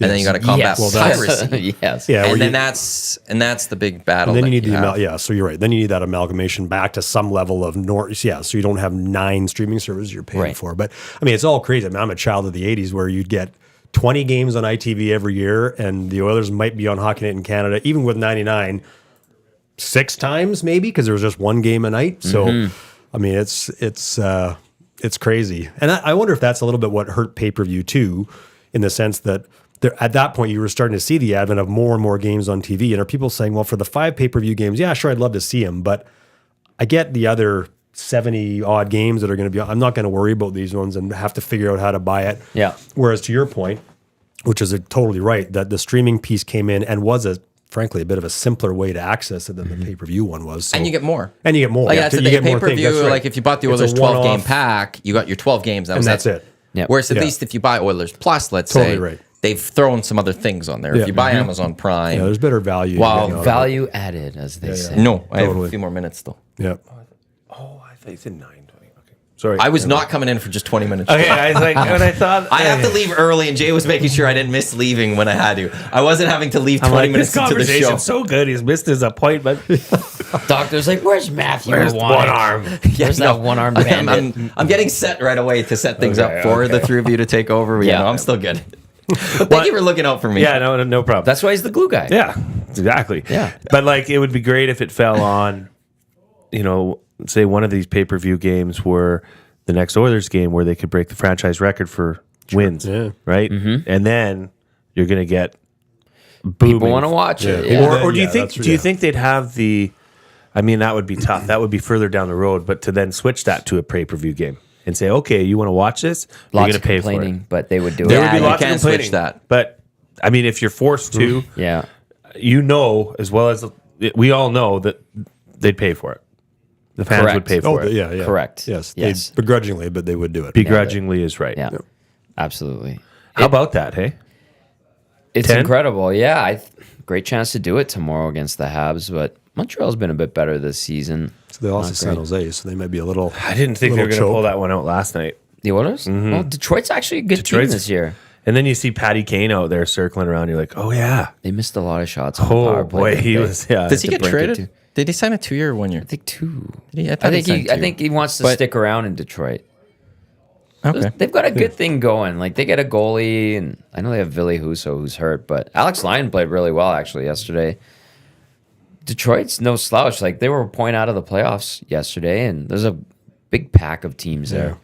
That was a good game. The Oilers sharpened themselves up after, they were sloppy against Chicago, an AHL franchise, or AHL team, essentially, filling in for all the top 6 guys that are injured and all that. But the Oilers were much better yesterday, and that was a good game. They peppered Lyon, and it's been what I would call a mature week by the Oilers in the sense that these are games I think in the past we would have seen them lose. Didn't play well against Chicago. Might have. I mean, that one might have fallen up, especially with the disallowed goals and stuff. Mm-hmm. And then we would have seen oftentimes too. Their game starts to slide and they don't find a way to pull it back. But last night, 45 shots on goal. And in that sense didn't score, but a pretty dominant first period. And there's some mature wins that are coming into this group, which I think is a positive sign. Whether that means that they can carry that on, we'll see. But that maturity, I think, is something that I think has been lacking with this group at times. I mean, maturity is maybe not the right word, but they're finding it right now, and that's, I think, maybe the most impressive thing beyond just the streak. No 6-4 wins or 6-5 wins. Right. Exactly. They're winning tight games, which has been an issue, and not letting it become a runaway. Yep. Now, is the goaltending better? Is the defense better, or the forward? I think it's just a combination of everything. What do they say? Ships rise together. Yep. Right. So the back end's getting better, more confident. I think confidence is a big thing too. Yep. Fair. No, you're being right. The right kind of confidence. The right kind of confidence where they're getting that swagger that they had last year, where they know if they play their game the way they want to and control the game, they're going to come out ahead. Yeah. And I think a lot of that stems from their back end. I think their defensive play has totally 180'd here. Yeah, it's a lot cleaner. From what we saw earlier in the year, for sure. Last night, boys, it finally happened. Some people were starting to say, is Pickard reasonable in goal for the time being? And it's like, yes, he's okay for now. He's solid last night. In April is the question, not so much now. But Ideally, perfect world, you probably want to see a bigger name with a better track record in the National Hockey League. I agree. But for the time being, it's really quieted a lot of that noise. Mm-hmm. And I think that's a good sign. And people are saying, well, what about that second goal yesterday? Listen, redirection, gets caught up in his gear. He thinks it's squeezed between his pads. It trickles through. They tap it home. But I thought he made some great saves yesterday. Can the Oilers go into the playoffs with Skinner Pickard as the 10th? They can, but that's not ideal. It's risky. They can, but and that's it's not no ideal. Disrespect to Calvin Pickard. He's played really well, but I mean, you're asking a lot. I mean, even look at what Jack Campbell was able to provide for them last year in Game 4 against the Kings. Right? I mean, you need a guy, I think, that can. I mean, Campbell hasn't necessarily been able to handle everything going on, but in that moment, he gets thrown in, and he did. Yeah. Could Pickard do that? He might. I mean, maybe. He's proven in the last 2.5 months that he can. But part of it, though, is you'd hope that you don't have to go to Pickard in the playoffs. Right. So the backup doesn't matter at all. Doesn't matter. So then it's because Skinner's going, and if Skinner's going, then you're feeling good. So almost it's how confident are you in Stuart Skinner's able to play play that he 7 can do it in the games, right. playoffs because then your backup doesn't matter at all. Yeah. I don't know why your volume just also went up. You had that on the whole time. Yeah. Still weird. It's the ghost of EST. Jeez. This used Coast of this Meat used to Hall. be a metal bar. Yeah. Yeah, I did. But that would be the question. Like, it's to me, it's almost like you have to sit there if you're Ken Hall and Jeff Jackson and go, is Stuart Skinner a guy that could actually do it this playoffs? Because if he is, well, the Oilers can only make so many moves at the deadline. They're not. They're gonna have they to- can't make 5 moves all of a sudden. Right. Yeah, They're going to no, be no, limited on the moves. And is that one where then you sit there and be like, well, you want to know something? Maybe we put goalie Down the list. off the Yeah. list. Yep. We look at these things because we believe Stuart Skinner could do this, and Yeah. ultimately Pickard's not going to be a guy that we're going to need at all, Yeah. or shouldn't. If we do, we're screwed anyways. It comes Yeah. down to do we need more forward depth in the playoffs? Yes. Is that is that number one priority? Could be by the time we get to the deadline, or do you need to add another veteran defenseman? Does that become the number one priority? Because they're an injury away from using Philip Broberg, Ben Gleason, and then I don't think Phil Kemp. This was a reward call Yeah. up for him, just to, hey, you've been a long time prospect. You're probably not going to play, but we need another body here just in case. We're down to a 3-shot. It's just the 3 of you. So Okay, I am bye, gone. Matthew. You guys. So are good. that I'll one give and that You need one. to hit the arrow to the right Yeah. and then hit the Wi-Fi green button at the top. Okay, when the you're show's risking over. the entire station. You've got with Trev me. and Dusty on the other side. That worst case, if you can't hit those 2 buttons, Dano hit those I will 2 hit buttons. those 2 buttons. You were great today. Or we Jets, just unplug wonderful. stuff. So Have a great You weekend. could do that. So Happy- just smash the Stay monitor. warm. Happy New Year. Happy, Yes. Happy New Year. Enjoy that Stop water. that. Enjoy the water pick and the slippers and Yep. the fleece shorts. all of it. Get out of here. Don't break stuff. You guys can keep talking. No, we're waiting for you. So gonna is it smack a talk. number 7D you think they're looking for? I don't based know. on where this, because otherwise, I mean, buddy, see ya. or is Brett Kulak become your number 7D? Although he's been a really good playoff performer. Doug, I Or think Desharnais, sorry. I mean, Yeah, you could either. I mean, like- although Desharnais seems to have leapfrogged Yeah, he's playing Kulak good. on the depth chart, but I honestly think they're probably evaluating day to day because Yeah. like the success is great, right? You're looking at all these wins, you're looking at how they're doing it, and I think a few weeks ago you're like, damn, they need a backup goalie. Now you're going, well, they kind of have a backup goalie, and then they have this guy in the minors who's kind of made the $5 million guy the backup in the minors, and you're going, how about the defense? Well, the 6 guys that they've got right now are playing pretty good, but they only have 6. Yep. Right? And then you go, well, what about the forward unit? And you're like, well, they're kind of patching together a third line right now, and they have a guy that's not really at 36, 37 years old, shouldn't be playing third line center at this point, but you got a guy in Holloway that's rehabbing down in the minors. You got Sam Gagner who's nicked up right now. You've got Ryan McLeod who's supposed to be the third line center playing wing. Although last night we did see Evander Kane get a look briefly with the second line again, which I think eventually is going to happen. happen. And they had McLeod a little bit back at center. So I think really that it's a day-by-day thing. And I know they have their meetings coming up to plan for the deadline and prioritize what they're going to need. I feel like, Matty made a good point, like you're not going to be able to get everything you want on the shopping list. So because of where do things. you focus? I think you'd have to focus on the back end. I personally, Jay, I think you need another defenseman. I think so too. Yeah. Before Yeah. you would then go and kick Pickard out in the secondary. Yeah. role. Yeah. And then Yeah, I agree. The depth at forward, I understand. Like in a perfect world, it internally you get Holloway and he picks up where he left off. That's a big ask for a young guy. And then you get Sam Gagner filling in here and there, and you get this kind of group effort on the bottom 6. But you it's Nick Bukestad back. the Monahan proposition, that Habs, there's a thing today on TSN that says like the Habs will honor their handshake agreement with Monahan and trade him. move him. He would be great here. Yeah, he'd be If play you up can and down the fit it. lineup a bit. Yeah, and Corey Perry's another name that's popped up. We talked about it a little bit yesterday in pre and post games. Like, do you do that? I'm intrigued by it. I don't know if they go Intrigued is down one that thing, road. but back it to what realistic? you said, focus. Yeah. Of where our weaknesses are Yeah. going into what is looking to be a playoff run. Yep. I'm not sure goaltending is your biggest issue because in the playoffs your starter's right playing now, every right? night, right? Yeah. If, heaven forbid, anything were to happen, okay, now we've got an issue. Yeah. The defense is where you could use some more depth, Correct. right? Because you're going to have injuries happen. The forwards you could probably shuffle around and have some guys coming back that are currently nicked up. But that defense that is thin. Yeah. Currently. Well, it's good 6. It's good, yeah. But It is. you only have 6. Yeah, that's and right. you knocked on wood, and you're like, well, they better stay healthy. Knock on wood. Like, Yeah, no, and they've been healthy. That's the thing. I mean, you think about the last couple of seasons, they've been largely healthy. I mean, the playoffs 2 years ago with Nurse and Draisaitl, they weren't, but regular season last year into the playoffs, pretty healthy. This year, I know Ekholm was nicked up and McDavid was nicked up, but on the whole, I mean, we haven't seen the Connor Bedard gone for 2 months kind of injuries to key players. So You knock on that I, wood. there you go. There's a good nod. Thank you. Yeah. but yeah, so Smitty the welder says the bottom 6 needs to be imploded. Imploded. I don't know about that. Improved. Oh, yeah. It It was covered by a heart. I agree with Smitty the welder. Oh, Sorry, Smitty. I didn't mean to misquote you, Rumors. buddy. We're creating rumors. Yeah.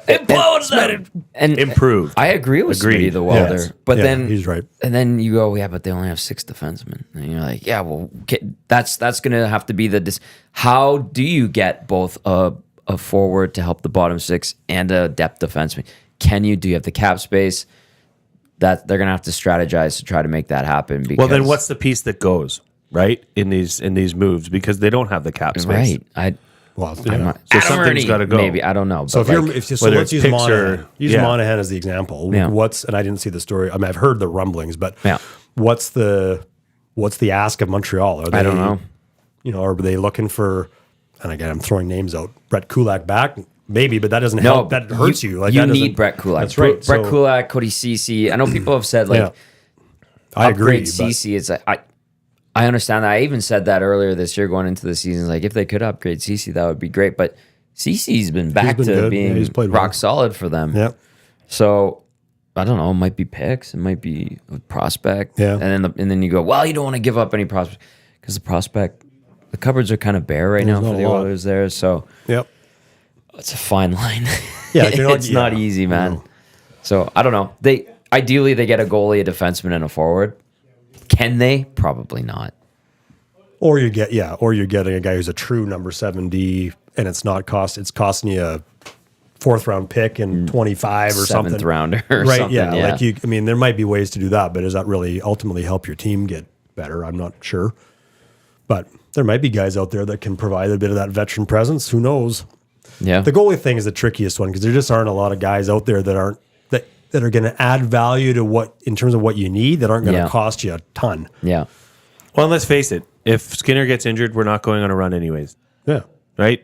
Well, I think you're probably right, not. But Jay, like the Golden Knights last year were going into the playoffs with Laurent Brossoit. I don't even know if Logan Thompson got into any playoff games in that first one. I think it was Laurent Brossoit. And Quick as the backup, right? Yeah, and LB was actually in the minors to start the season. He had hip surgery, I believe, and he played a lot for Henderson and the Silver Knights.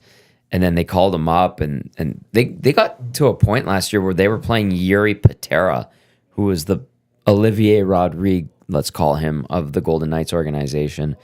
So yeah, remember LB goes down in the series against the Oilers. Quick goes in. They don't trust him. They bring Aiden Hill in. Yeah, he change the mops series. it up, and he ends up helping them win the Stanley Cup. So it's goaltending. It's weird, Low isn't it? Tide uses it. He Yeah. calls it voodoo, and that's a great term for it because one of these guys gets hot, and you're like, I didn't see that coming. And Michael Layton, like Matt Murray, Jordan Bennington. It's like, where was this Stories guy have 4 months happened ago? where Yeah, that it's crazy with goaltending. unknown goalie comes in and steals the show and carries you on his shoulders Yeah. to a Stanley Cup.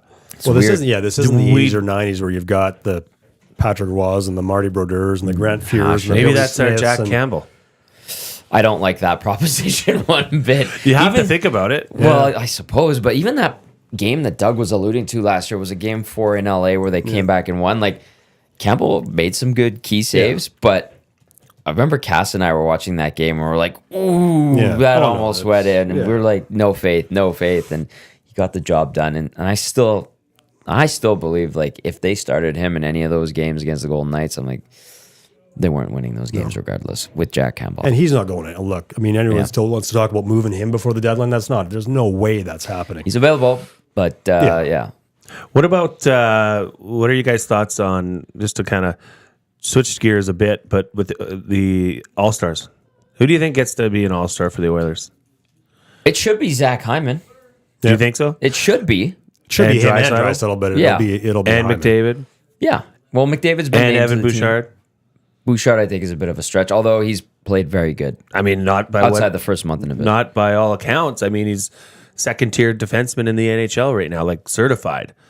There's only how many defensemen that make it, right? So that's kind of an interesting situation.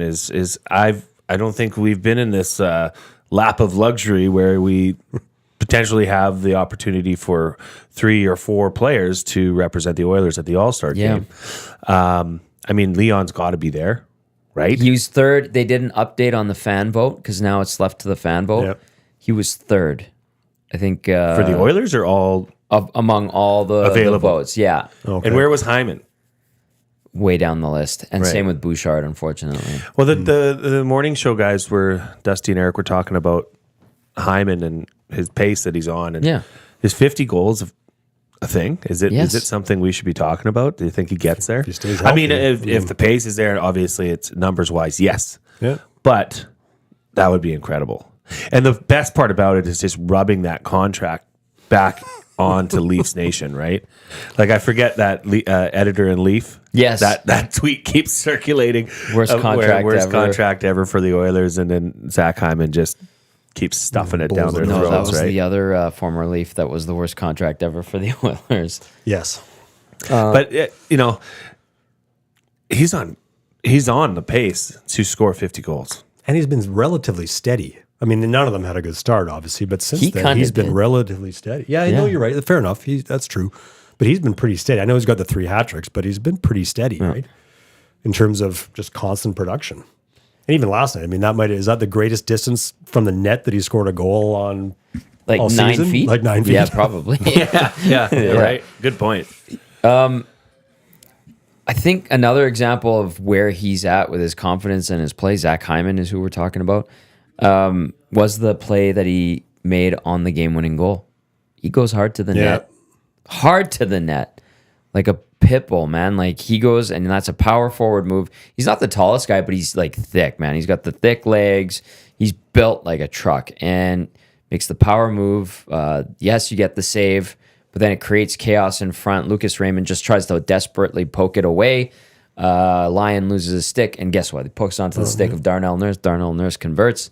That play was all Zach Hyman. And those are the kinds of things that he's doing where it's like, yeah, he's scoring, but he's also doing this stuff right. He's on the PK, he's this, that. He doesn't get. I don't think he gets enough credit for that. Even think back to last week against the Flyers, that great goal by McDavid, the great edge work, and you got to focus on that. But that's set up by Zach Hyman driving hard to the net, taking 2 defensemen with him who have to focus on him. Meanwhile, McDavid can then do his thing with that extra space. Yep. It's a great point by you. I don't think he gets enough credit for what he does, whether he gets a point or a goal or not. It's what he does consistently going to the net and the space he creates for the guys around him. Yeah.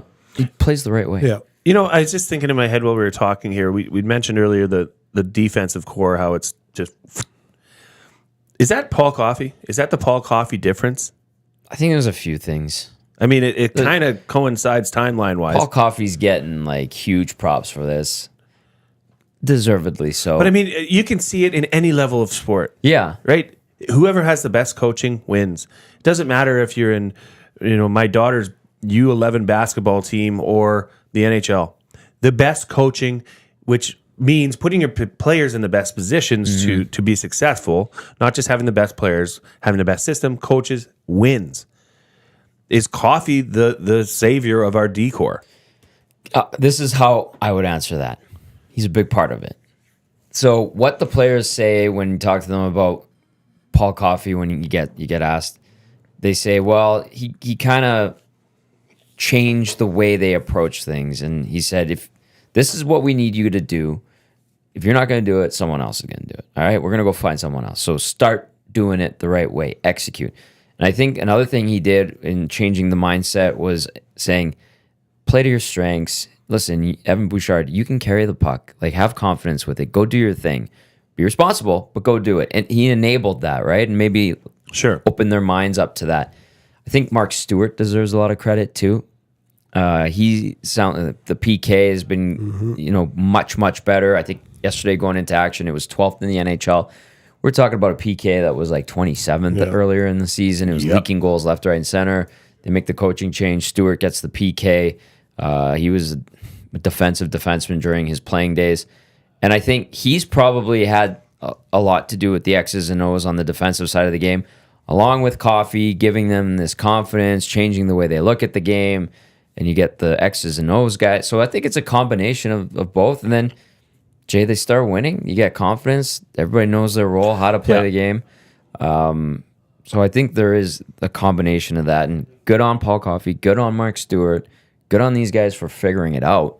Yep. Well, and enabling. It's not necessarily coaching X's and O's. Yeah. It's seeing what you have and saying, okay, Bouchard, you're an offensive guy. Do it. Don't do it half-assed. Cover your ass in the back end, but go score some goals, right? Yeah.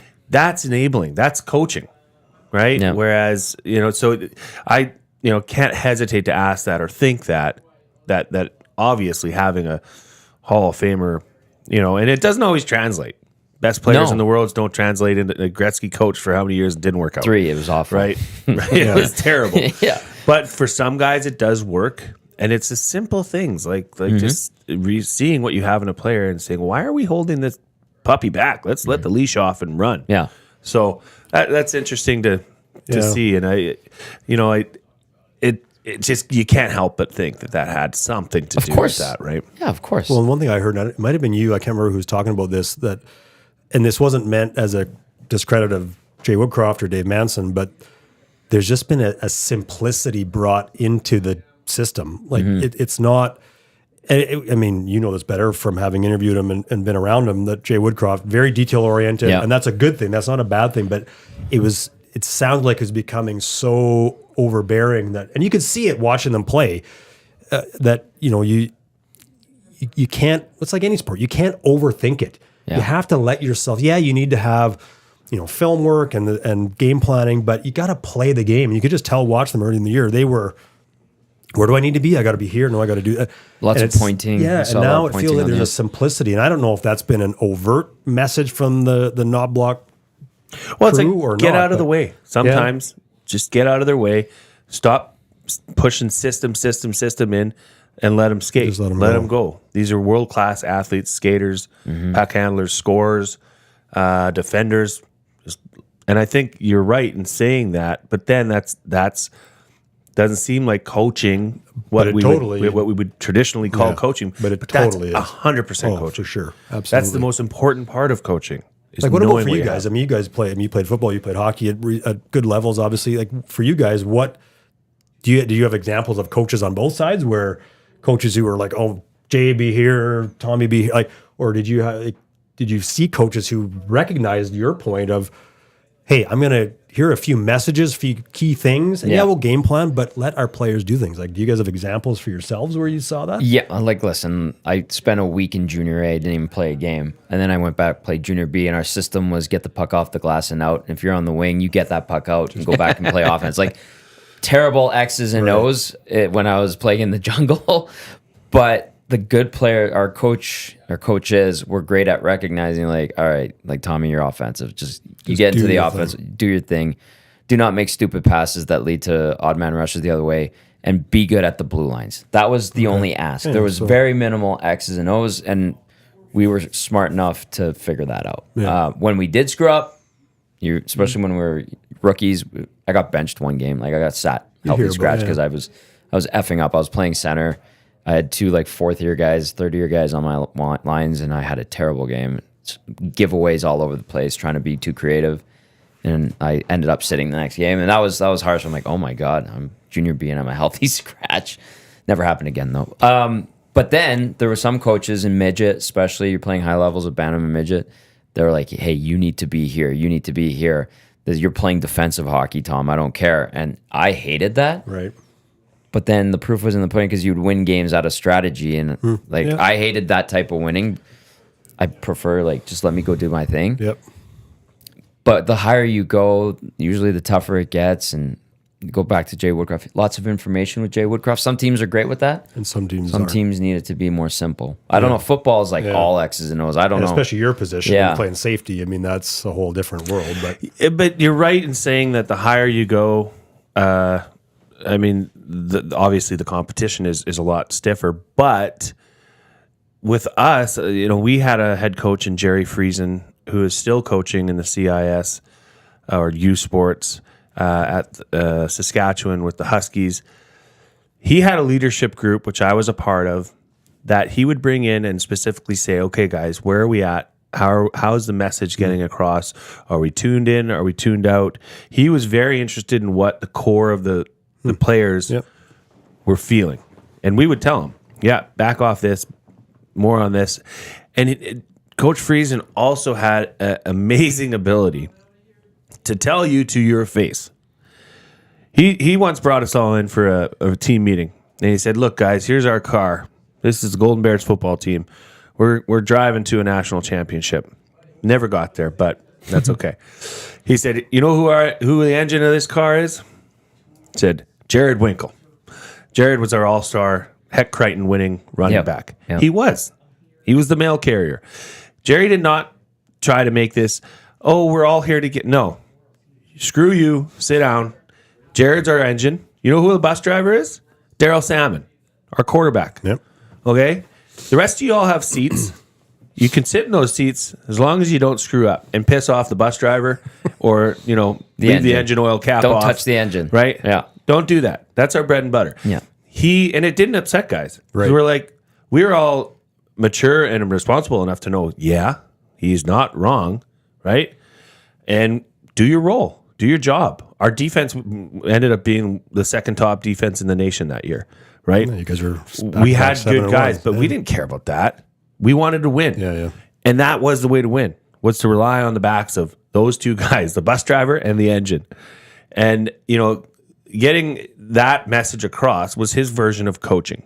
Yep. And saying, I'm going to tell you this how it is. And if you don't like it, there's the door. Nobody left. But it also brings you a lot closer together. And thankfully, the two guys that he kind of singled out had the shoulders to carry that weight and not only did that, but thrived. Yeah. I love that. The honesty approach, it's funny. We got and this is kind of getting a little bit off topic, but, this fair play stuff. And I think at like really low levels where, you're just learning the game, of course, fair play and wanting that. But when you get to higher levels and you're even into junior high and high school athletics, knowing that you're not the best player on the team and having to sit on the bench, that's not a bad thing. No. If you think it is, or you're a parent that thinks it is, go to house league. Leave. Yeah. No. Go somewhere else. Yeah. Don't put that on the coach or your best players that are on the team. When you're playing that, you're playing to win. Now, if you're not the person that's going to be on the court or on the ice in that moment when you guys are trying to win, well, guess what? You're not the person. Okay? Get better. Train harder. Yeah. Work harder. Or just accept it. When you go into the real world and you go to a job and you're not the number one person, are you going to say, I'm not getting paid the same as so-and-so? Well, no, that's not how it works in the real world. Yep. Right? There's stratas in the real world. If you want to climb that ladder, go ahead. Do it. All the resources are there for you to do it. But that's kind of where, when we were playing, there was none of that. Like this, fair play, this and that. Like the best players played. Yeah. Right. And they were told who the best players were, and we liked it because they were. Yeah. We just had something come down the pipe where, and this is in junior high, where it's being recommended that fair play or adequate, some BS term where it's pretty much saying Everyone gets a ribbon. somebody's feelings got hurt that little Timmy or little Sarah wasn't getting the same time in playing time. I hate that. Like when you're playing, you're trying out for the team. Don't forget, you're trying out. There are fees involved. Okay, if those two things happen, then it's up to whoever's leading that team or the coach. If you don't like it, leave, please. It'd be better for everybody. But life's not fair. The real world's not fair. You have to. What are you teaching if you're just going to say that every person gets the same amount of time? And you're not teaching sportsmanship. You're not teaching competitive play. Those are important things to have as values in life, right? Yeah. Like when I coached high school basketball, we'd have the parent meeting at the start of the year, and that's what I would tell them. I said, look, it's high school basketball. We're not curing cancer. Like, let's be honest here, and it's not all about wins and losses. You'd like to win some games, but it's about, I always use that exact word you just used, competition. I said, we're here to compete. Compete internally. I want our players to push each other. And when we go play a team, whether we win or lose, we just want to compete hard because, and my message was just what you said, it's about learning lessons that help you down the road. If you learn how to compete hard playing something like high school basketball, it's going to put you into a better place no matter what you do. And again, it's not about trying to beat down the person next to you. Competition can mean we collectively want to get better. And you and I work together, I'm going to pull you up. When you and I used to do the games together, I loved doing the broadcast with you because I learned a ton from you. It wasn't about me trying I got to upstage Jay on the broadcast and no, you had assets and things that you brought because you played the game at a high level. I learned from that. To me, that was us competing together to make the whole show better. And that was my message always to these parents. It's like, and I didn't get a lot of pushback, but it's, let's try to win games. If we don't, we don't. That's fine. But let's go out and play hard and take lessons from that. They're going to help us be better. Because I think you're right. It's a big challenge now where everyone's got to be helped along. And that doesn't mean I'd have kids who didn't play a lot. When I got a chance to put them in a game, I put them in. Yeah, absolutely. I'd love that. And you cherished it. I loved it. And the team probably loved it too. And so I had a parent come back to me later, actually a guy I ended up doing some work with, and his son had been on my team, didn't play a lot. But he came back to me later and said, I really appreciated, and this isn't me patting myself on the back, he said, I just really appreciated the opportunities you gave my son, even though he was number 12 on our depth chart.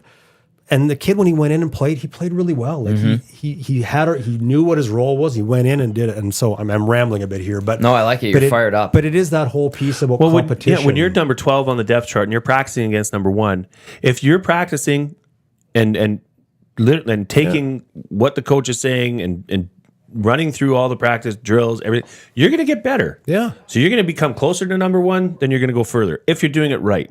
And if the coach is doing it right. That's the beauty of it. That's competition, right? We want to get, and you spoke about our broadcasting stuff. Like, think of how much better we could have been if we didn't have to drag Dusty with us. No kidding. I mean, what you and I could have, who knows? We might be doing the Peacock broadcast. You might be now. on CFL right now. Jeez. It is the EST Hangout. Tom Gazzola, Doug McLean, and Jay Milne, the EST glue guy with you. Matty Iwanyk had to go to a doctor's appointment. He's got that torn labrum that got fixed up. We're getting all fired up. We've been all over the map. It's been pretty good, this show, actually. And Doug, that was the first time I saw you get fired up. Lieutenant Eric wants to know if you guys need a hot beverage, by the way. He went for a run. I think he's listening right now. I'm hot beveraged out. I'm good. Okay, no, I'm good, but thank I you. might pee my pants if I do. Oh, boy. We don't want that. Don't want that. You can text us 780-218-9999, the Paris Jewelers inbox. I'm not monitoring the nasty chat. Usually that's... you got the nasty chat going? Okay, so Jay's watching it. Usually Maddie does too. I do have a text from Collingwood Rob that says, the best coach I ever had was in junior. He had some set pieces for the offensive zone, defensive zone, but outside of that, we only had positions at the face-off. We were always to go to the open space on offense, work hard, coming back. And sometimes simplicity works best for some teams. Yeah, and that's there's still messages. There's still X and O coaching. A little bit but of it's it, a simple message that you as a player can adapt around.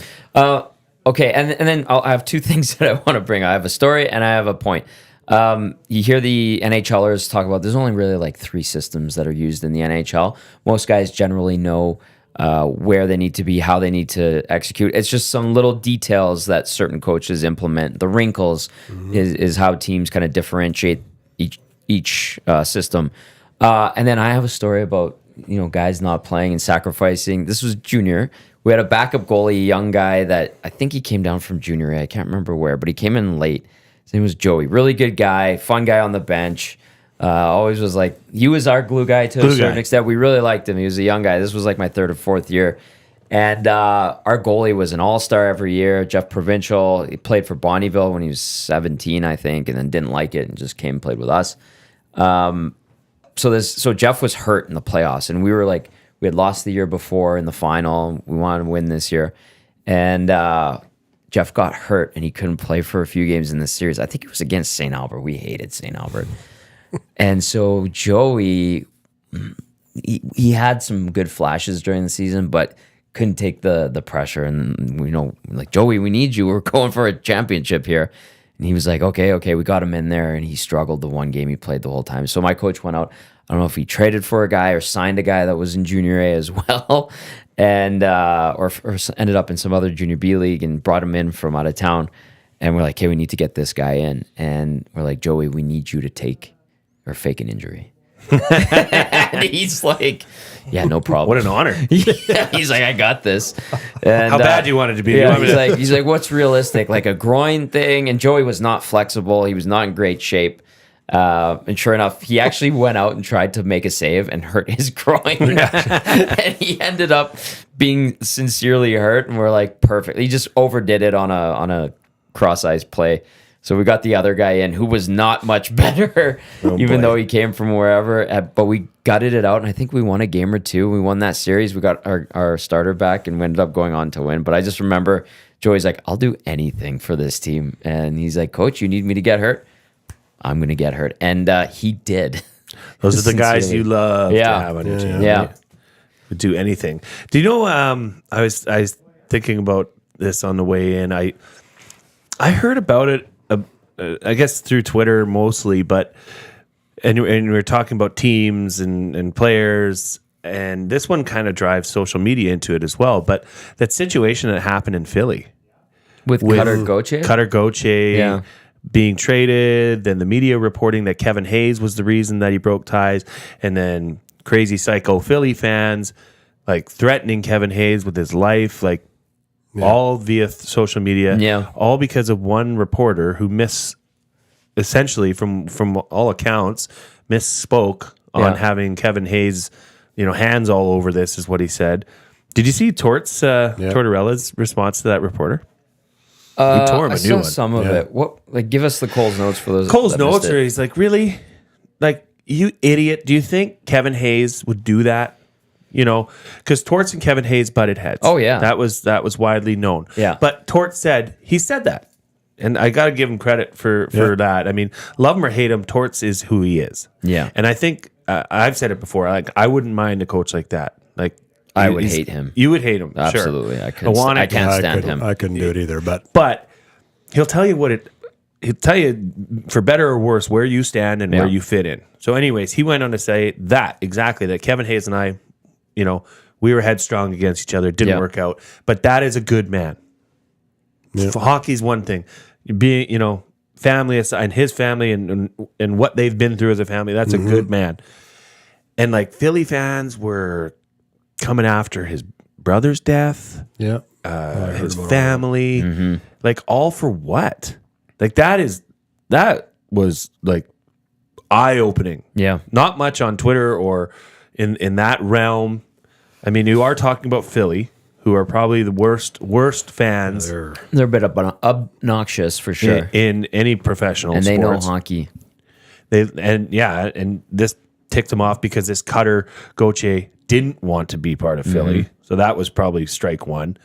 But the social media side of things, you don't see that as much in the pro levels.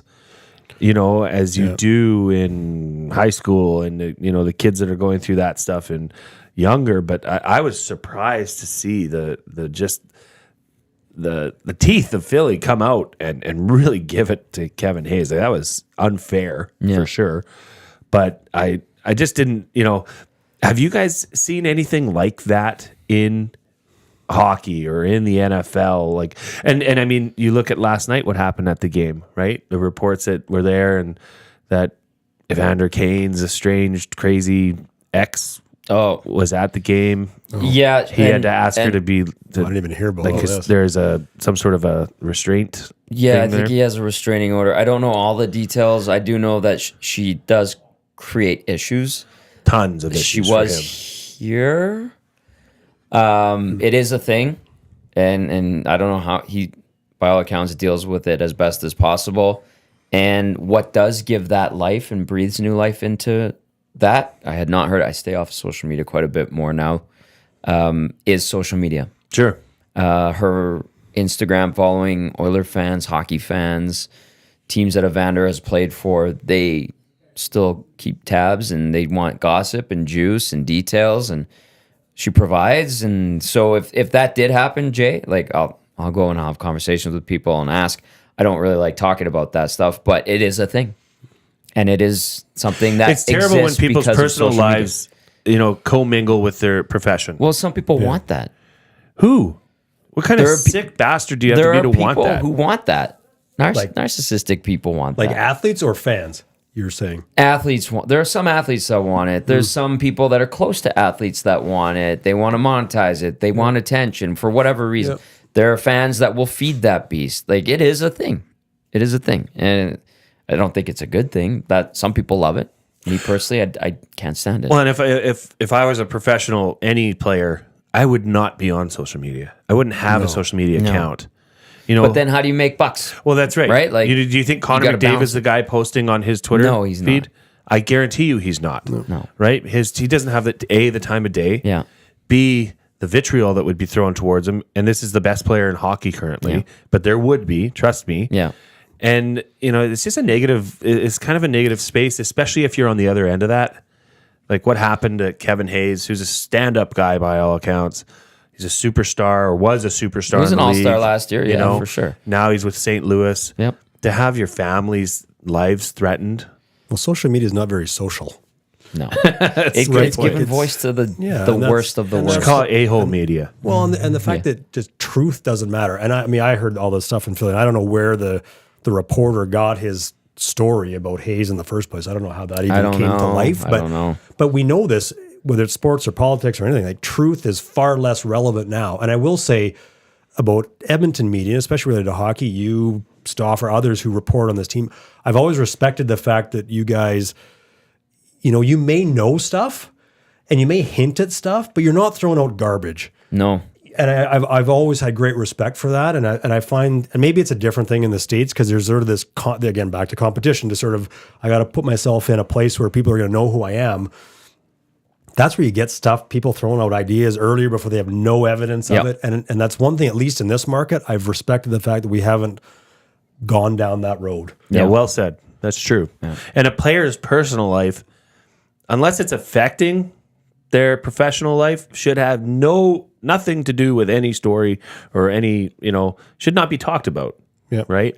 It was a real eye opener because I thought that, professional sports athletes were somewhat excluded from that, but it was a media member that brought it in, and that, Well, and Gauthier has been getting threats too, from what I understand. I mean, Philly fans are all over. And again, I don't think Gauthier, I don't know a ton about this story, but I think Philly was owed at least somewhat of a conversation around what was going on. He didn't have to stay in Philly, whatever. But to me, that lacks professionalism, but that's a whole other thing. Yeah. But he's getting threats too. And Philly flew over to the World Juniors to talk to him, see him play for the Team USA, ghosted him. Yeah, just cut or go chase. So which I heard actually. I heard Brian Lawton saying, he made a good point. He said that's not entirely uncommon at the World Juniors. He's like, yeah, fine for Philly to be there. There might have been other avenues, but but they weren't courting him. He's a draft pick. Yeah, he's part of the family. He's right? No, talent pool. Yeah. So, he's on under their umbrella for sure. And I don't say that to